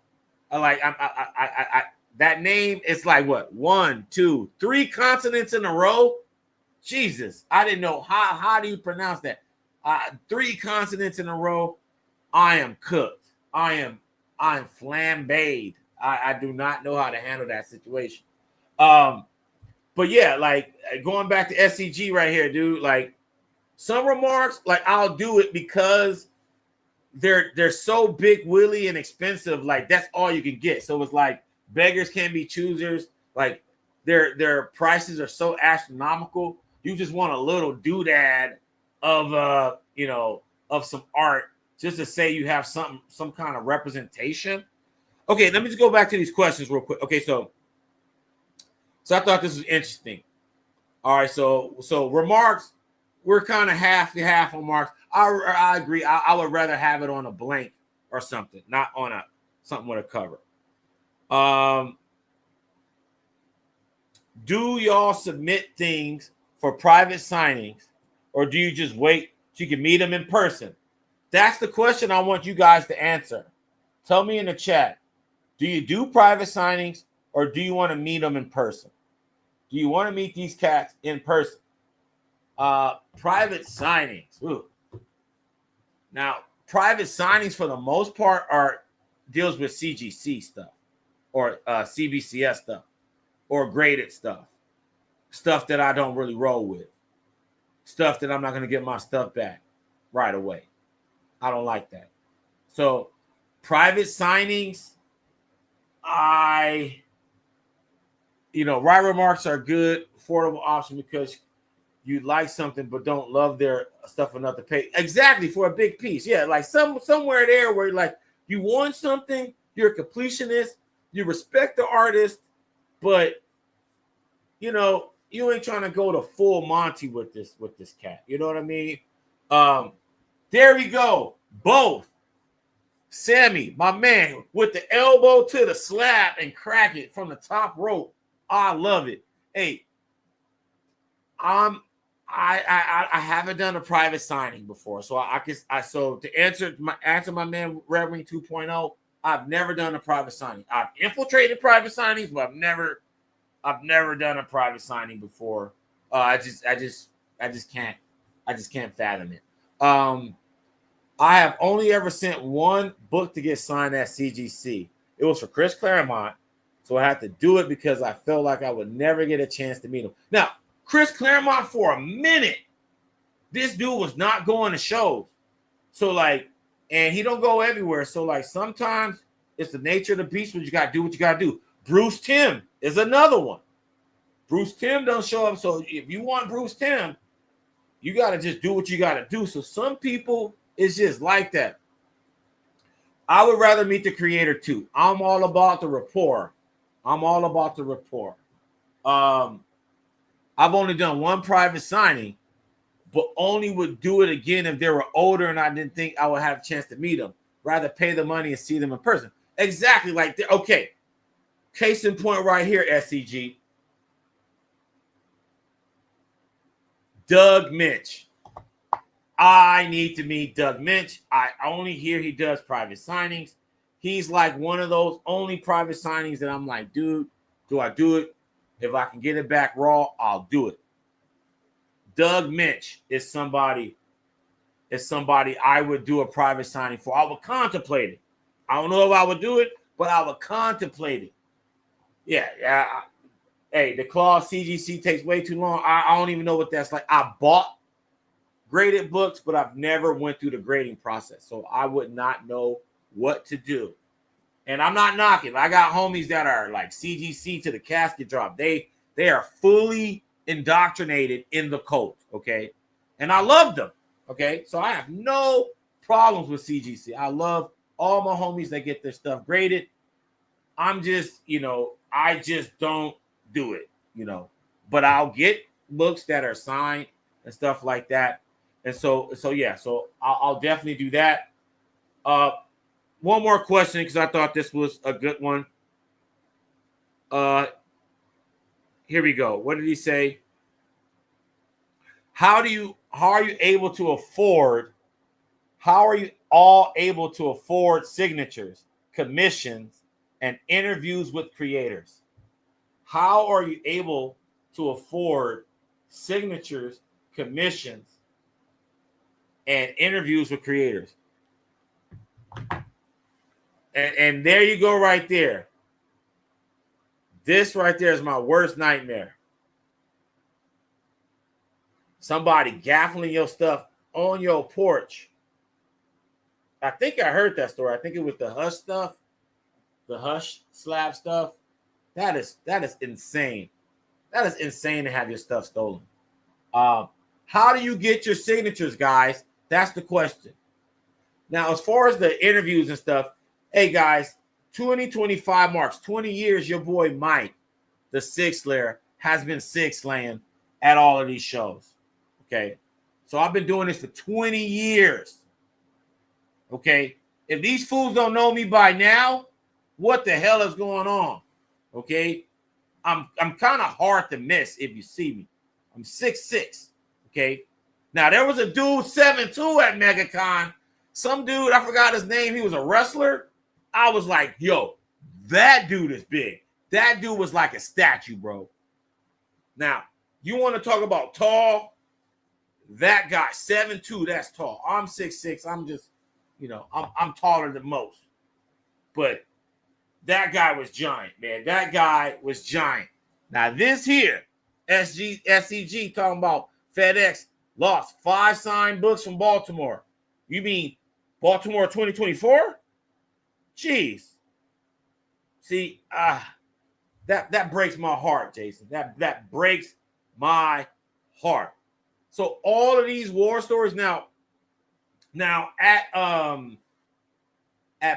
Baltimore Comic-Con, they had like signature verification and grading on site. I was tempted to do that, but some dude was giving me the runaround why I wasn't able to get my signatures verified, because I have A Killing Joke double signed by Brian Ballin and Alan Moore that I'm dying to get verified. So I want to get that slap. So if there's one book that I want to go through the grading process, but I want to document it all too. Killing Joke double signed, Alan Moore, Brian Ballin. So if y'all know how to help me do that, help me get that signed. Help me get that signed. I started getting comic books in my comics last July, so I'm still, hey man, well, you have subscribed to the right channel because I'm a pro. I'm the Sig Slayer for a reason. There's cats on this level, but not above it. They're either at my level, but not above it, man. So you at the right. And if I don't know about it, odds are one of the Stash fam is going to be on this channel to break down the knowledge from art to Sig to comic collecting, all ages, because that's what we're about here. Hey,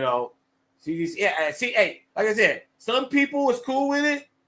Now, here's the thing about CGC, though. I hear if some snafu happens, you don't get your money back. You get CGC credit. That is an insult. Fool, what makes you think if I lose something that I will have faith that I will do it again? So you giving me some credit on some stuff that you already screwed up on? That's no, I'm good, bro. Give me money. If you screw up, give me my money, homeboy. Hell no, CGC bucks. I don't want no CGC bucks. That's crazy. That is crazy. So if you had, whatever, Amazing Fantasy, whatever that first appearance of Spider-Man, and they screwed that up, they give you some CGC bucks for it? Get out of here, bro. Please. That is crazy. You can go to Dallas Fan Expo and they will verification for CBCS, okay, at their office in Dallas and get it back at the end of the show. Huh. Hey, now that one, we got to talk, Jason. We got to talk about that Dallas show if you go. And then I saw someone try to demand a refund of season, and they just, that's what I'm saying. This is exactly what I'm saying. Like, yo, dude, the CGC bucks, that's crazy, bro. You got something that's irreplaceable, okay? And they going to give you some store credit, bro, on some stuff like, wow, that is crazy. That is crazy. Okay. One last question. So, the interviews. Like the interviews, I've been doing this for a long time. So, like, even this channel, this is not my first channel. This is probably my most popular channel, but this is not my first channel. I've been interviewing for 5-6 years now. So, and all these guys, and most of the first interviews have been just people like Allison Clare and Brad Anderson and people like that I've just been seeing at shows for years. So that's to answer Red Wing 2.0 question. That's what it's about. And then how you afford the signatures. Well, I'll tell you this, my friend. I come from the day where most of these joints were free. So I can trace back to 2017 when they started charging en masse. And it was really the introduction of these reps. Common sketch art, essential sequential, etc., etc. That's when you start to see this culture of charging for signatures. Otherwise, I went a decade without paying a dime. I can tell you right now, I got a short box full of Jim Lee Sigs, and I only paid for like 3 of them. No, I take that back. Since Baltimore, about 5 of them now. So it's really about the venue. It's really about knowing how to navigate all of this stuff, and that's partially why we have these lives, because not every show runs the same. You gotta know the rules of the land from show to show. And I tell you, it's not the same. Now, if you are a pro at San Diego Comic-Con, then you're a pro. You'll be a pro at most shows. I'm looking forward to going to New York Comic-Con this year. Never been there. So I'm looking forward to see how that fares. But Megacon, that was barbecue chicken for me. Had no problem with Megacon. Gets an A+. I got an A+. I mean, I did what I needed to do last year, but since I almost got hit by a car like 3 times in Orlando, that's why I knocked Megacon down. But I'm looking forward to New York. Honestly, the travel is the worst part. My Gillespie can be broke, but the hotels are brutal. Hey man, like I gotta say, like, and I'm gonna say this tomorrow on your show, Sam. Hey, Dave was another MVP, dude. Dave, from Everything Batman, like that dude, he was an MVP too, man. I was able to chill with them over the weekend, and that was cool. And and his hospitality and stuff. So I'll go more into that tomorrow on your show. But yeah, it was. I would say Megacon. I was able to do a lot. Getting it some jock art was fantastic. But as far as the signature acquisitions and how do you afford it, really, it's you try to go to these in-store signings, get free stuff. That's what I would say. So I would say try not to pay for SIGs until you have to. And if you have that mentality, you will find that there's a lot of opportunities where you can get them. Now, it's really like if you're in the Midwest and stuff, it's kind of tough. But the East Coast, there's a lot of stuff cracking on the East Coast all the time. People talk about Midtown Comics all the time. Third Eye. I got Absolute Batman signed at Third Eye in September. So Third Eye on the West Coast, you got Collector's Paradise, Golden Apple. Those are probably the 2 stores that have a bunch of signings. And then you got stores in Orange County. And then I'm pretty sure in the Midwest, like Chicago, there's in-store signings. I know Doug Mankey is doing stuff in Minnesota. Patrick Gleason's in Minnesota, Tom Wynn's in Minnesota, and then down south, I'm still trying to get the lay of the land down south, but there's a lot of comic book talent that live down south. A lot of talent, Florida, Georgia, North Carolina, South Carolina. I just interviewed Sanford Green, yesterday, and I think he lives in South Carolina. So, yeah, they're everywhere. So you got to it's really about keeping your ear to the ground. And then number 1, know the comic book shops. Know all the comic book shops. Know the most popular comic book shops in your general area. And then you will start to find some common denominators. So that's some. Okay, so resellers cause comics to charge fees. I would say yes and no. I think that the comic creators were destined and charged because we live in a capitalist society where nothing's going to be free forever. Okay, I was just complaining that there's no such thing as a 99-cent bag of chips no more, dude. The 99-cent bag of hot Cheetos is $2.69, bro. You know what I mean? That was a 99-cent bag of chips. So if you apply that inflation across the board, these guys are going to be like, these guys are making money off my SIG. I might as well make money off of it. But then that's where the reps come in. The reps come in where they kind of facilitate that, put a price point on it, put percentages, split percentages and all of that. And here you go. You have this whole economy based off of signatures. Now, I remember when signatures were taboo. So I'm seeing more signature collectors year by year. In the 20 years I've been doing stuff, I remember when people used to talk shit about signatures. Now everybody wants signatures. I think they're getting shit signed on stupid stuff, to be honest with you. But that's their prerogative. But I'm just saying, like, things have evolved over time. You know, there wasn't a bunch of Sig chasers, 20 years ago. There were, don't get me wrong, and those people are still here around, a lot of them. But I'm saying that crowd has gotten way larger, way larger. The lines have gotten way longer. People were talking about Scott Snyder at Megacon, and that's just indicative of just the volume of people that want stuff signs. And then it's time. And then you add the pop figure element to it. It's a wrap. It's a wrap. So let me see if there's another question here. There's a bunch, but I just wanted to I wanted to answer a couple of them. Private signings, we are answer that. What's another one?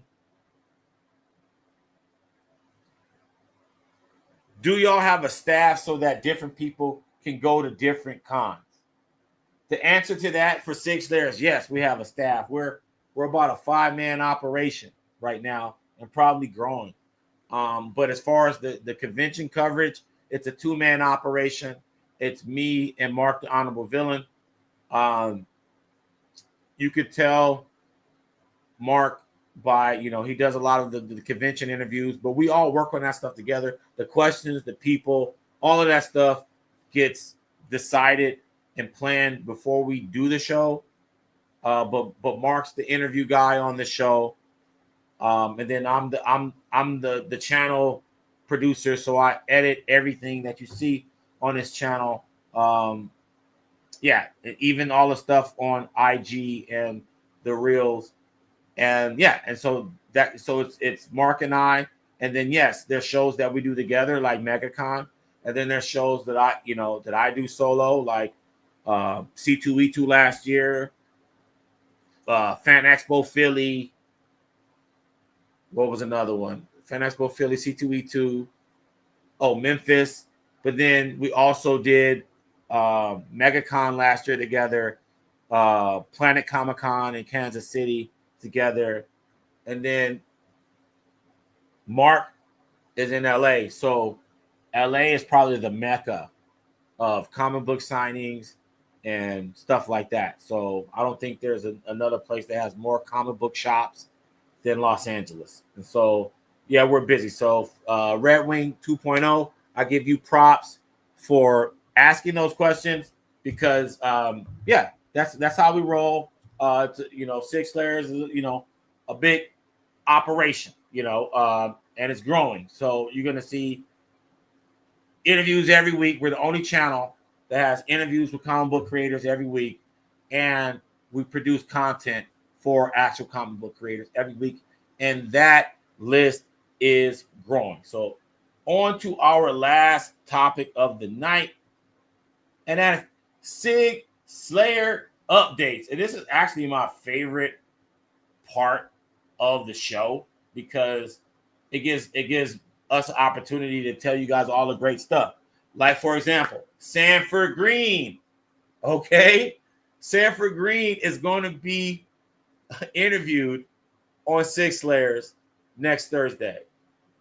2 p.m. Pacific, 5 p.m. Eastern. I mean, this guy, I got his Doom. He's working with Jonathan Hickman, but also he's a 2-time Eisner winner. Bitterroot with David F. Walker and Chuck Brown. Super big hip-hop head. I think he's probably the premier hip-hop comic book artist. I mean, you got De La Soul, Pete Rock, Madlib, all these guys that are in the hip hop community, prominent hip hop artists that respect this man. And so we talk about all of that stuff. Sanford Green, don't miss this. There's some gems in this interview. I want you to watch this one, especially if you're into hip hop, especially if you're a Marvel fan. Okay. Because we talk about a famous cover initiative that happened in the mid 2000s, and it's fantastic. So you don't want to miss that. And then, did you see all the Bitterroot pages at the OAX exhibit? SEG, we talk about that. I'm still shocked that he had every single page plus the cover of Bitterroot #1 at the Original Art Expo a couple weeks back in Orlando, Florida. We talk about that too. I had to because I was just so, I didn't know he was going to be a part of that show, and I was so like, damn, I wanted to be there. But yeah, so we have my man Sanford Green showing up on Sig Slayers next Thursday.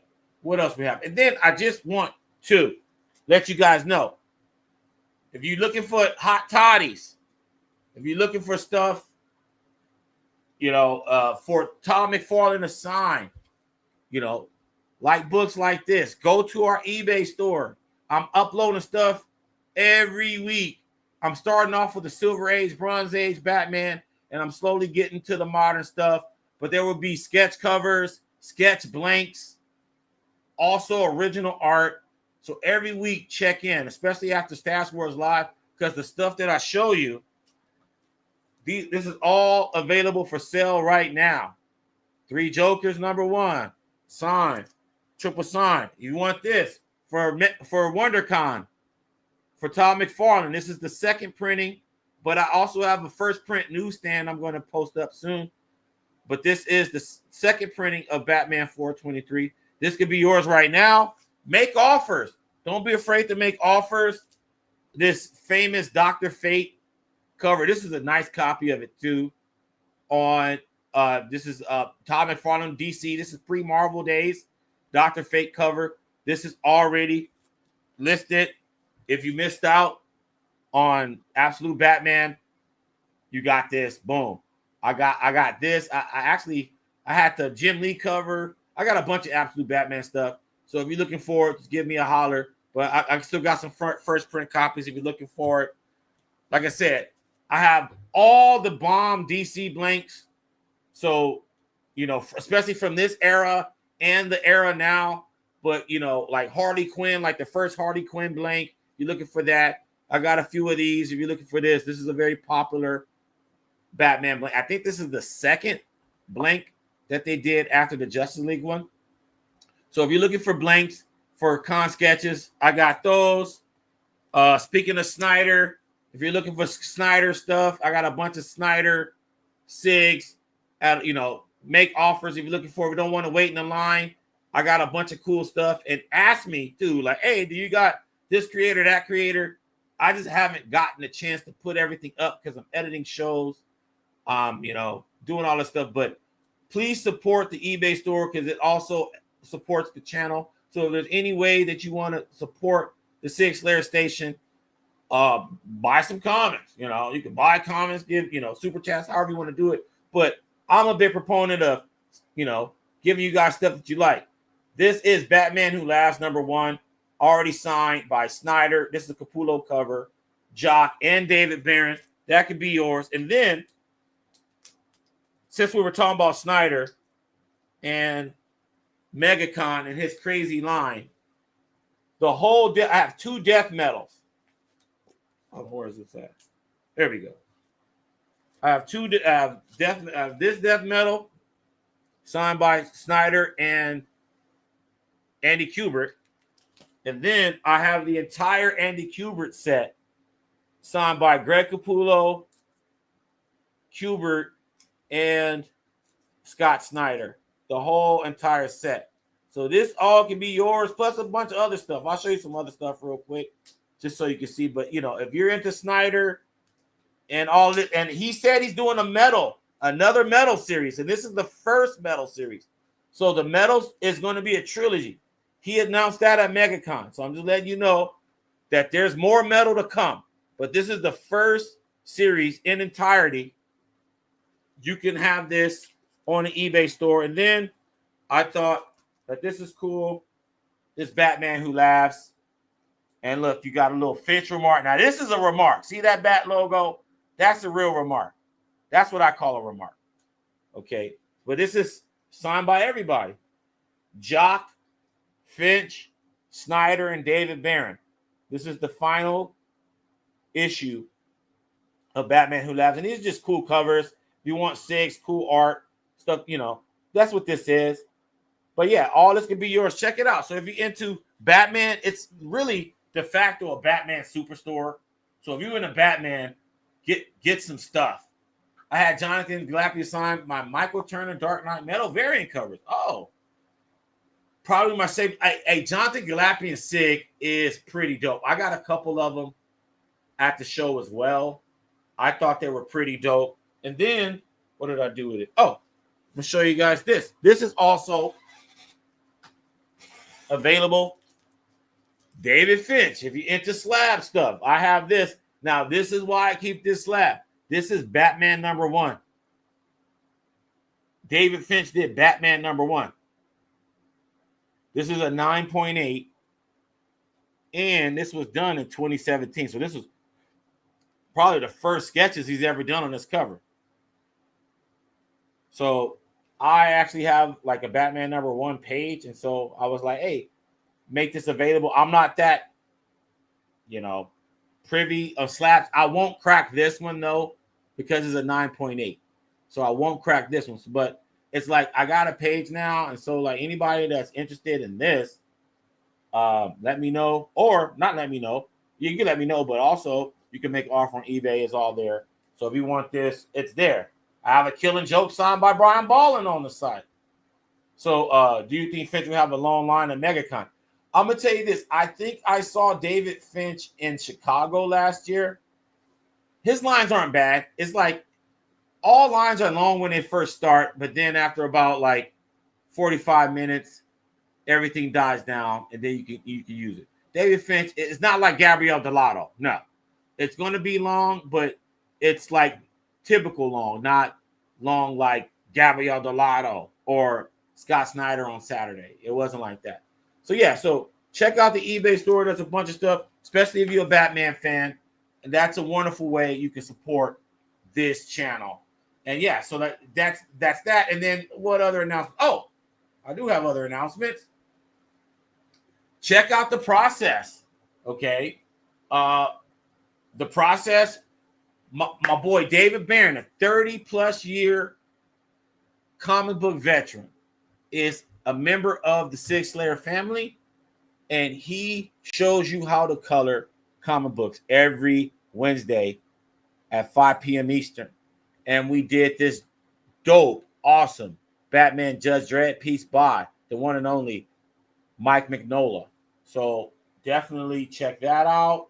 That's already here. I missed 2019 when Finch could do sketches for like, yeah, exactly. So like, so SCG, tell me how much a head sketch from Finch costs now. Tell me how much. It ain't cheap. So we got David Barron, The Process. This is available now. You can watch that. And then we interviewed Klaus Janson. So if you're a Frank Miller fan, we talk about Daredevil. We talk about Dark Knight Returns. We talk about the impact of the Dark Knight Returns and its tremendous legacy. We talk about inking, the history of inking comics. I believe that Klaus Janson is one of the, if not the foremost inker alive. So talking about inking is with him is like a privilege. And so here we go. So here it is right here. $800 to $1,000 for a head sketch. And he's doing pencils only. So think about that. So you're paying a rack for a head sketch, but then this is already graded 9.8. So like, just let you know, a sketch like this on a piece of paper is $800 to $1,000. That's off the rip. And then finally, this dropped today. The Punisher is not a hero. The creator of The Punisher, Jerry Conway, sets the record straight about the creation of The Punisher and its evolution. This is a snippet of a larger interview. That link is in the description of this video. Check it out. Jerry Conway gives us a very candid interview, not only about his creations, The Punisher, and then, also, the death of Gwen Stacy, but then he also talks about succeeding Stan the Man Lee on Spider-Man. So he was the next writer in line for Spider-Man, and so he breaks all of that down. So in other words, guys, the Sig Slayers station is the channel if you want to be able to get a comprehensive unpacking experience of comics, of the comic industry. We interviewing pros. And then on Friday, we have the best collectors in the whole world on this show, from art, from comics, from signatures. So we covered a whole gamut.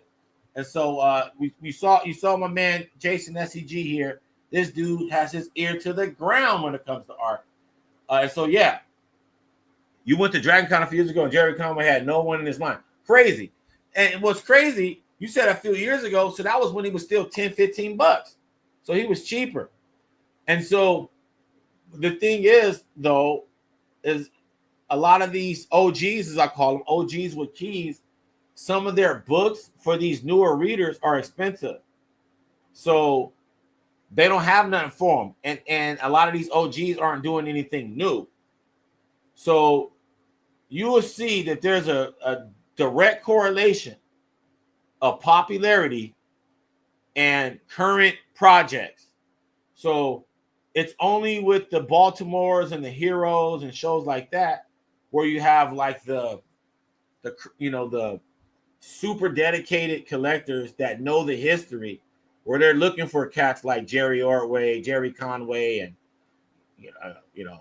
Mike Mignola and Jim Steranko and stuff. But these young guys that are getting stuff off the rack, and they got pulls at the stores still.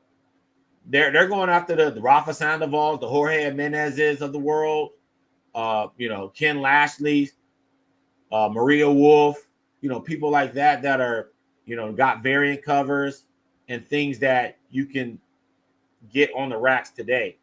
But Jerry Conway, like I said, like these Bronze Age guys, bronze and copper, like we have to cherish these guys and give them their respect. So if you have read a Jerry Conway story, Michael Golden or anybody like that, Art Adams, and you haven't got a chance to meet them, even if you don't have like a book from them that's from that era and you don't want to say, just stopping by and saying what's up and letting them know, how their career was impactful. I think that helps them out a lot. That's true. In 2019, when Straight Mike Zek, J.M. DeMatteis, and others, nothing. Donnie Cates had a long line. Here's Harley, and nothing. And yeah, and then then likewise, SCG, Donnie Cates was at Megacon last week, I should say. And since he's cooled off with the output with Marvel, his line cooled off.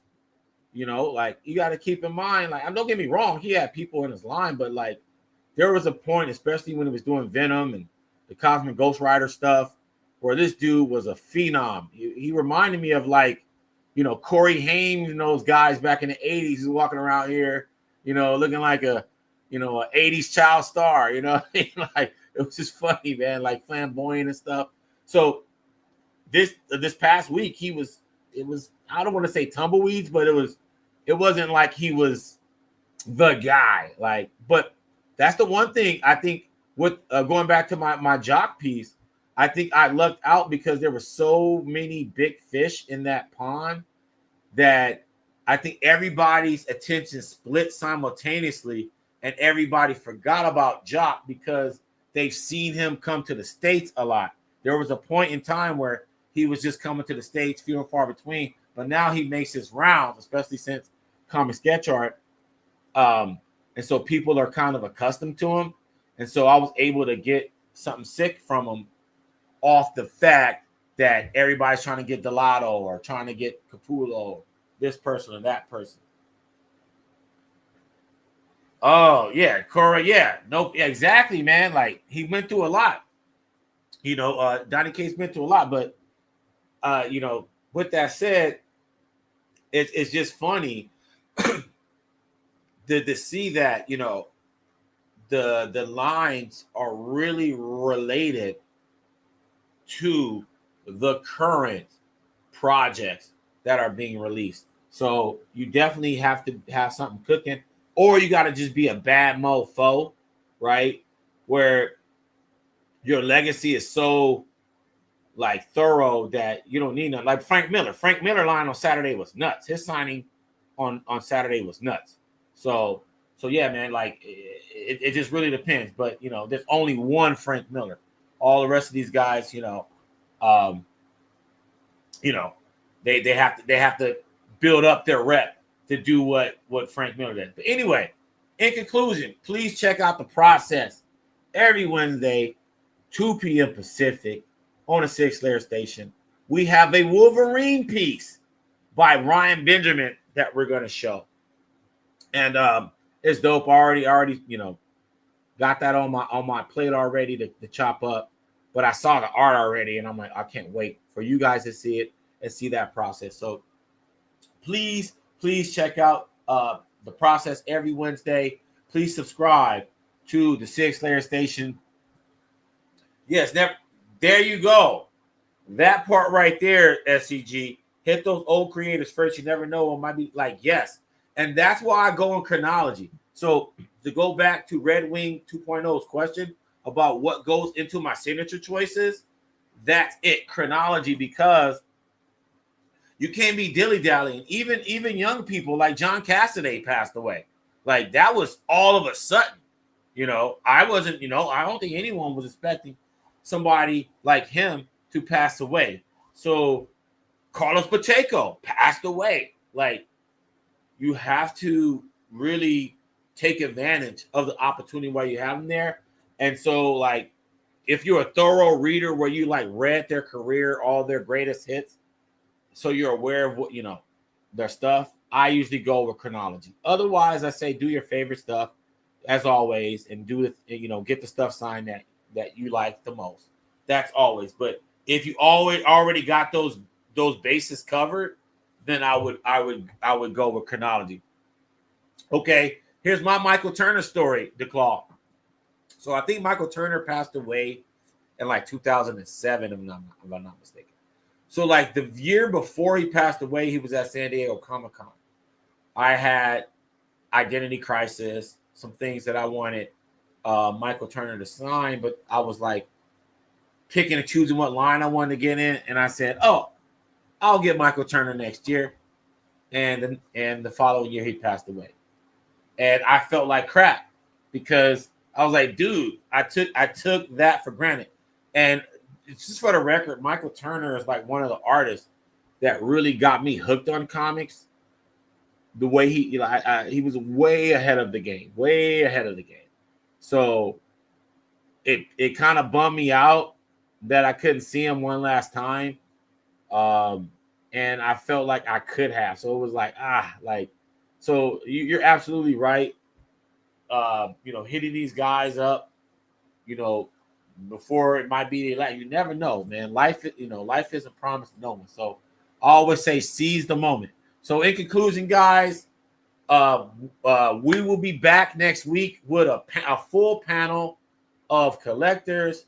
I want SCG. If you hear SCG, I want you on next week. So let me know if you want to come join me and Tony, the Signature King, next week on Stash Wars Live. But we will be back next week with a whole set of topics. But the whole goal, Stash fam, is to get you ready for these shows, to get you to understand just I don't want to say politics, but just the process of how to navigate certain things, and then give you guys all an opportunity to ask us questions. So we're going to keep answering questions. So please follow Stash Wars Comics on Instagram. That's a good way to get in touch with us. And we will definitely discuss your questions the following week.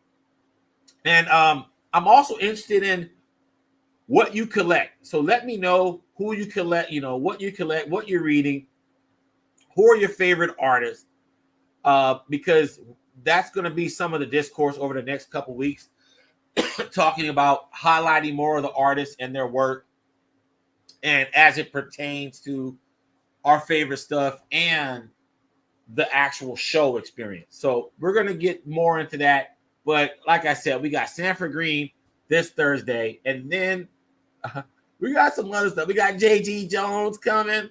Like we got some people coming, man. I don't want to spoil it all, but definitely stay tuned every week and check out the Sig Slayers every Thursday, because we're the only show on YouTube, weekly interviews with comic book creators every flipping week. So with that said, please subscribe to the channel. Please like this video. If you're on Instagram, hop over onto YouTube and subscribe to the Sig Slayer station. I'm Mike the Sig Slayer. I am out. Peace.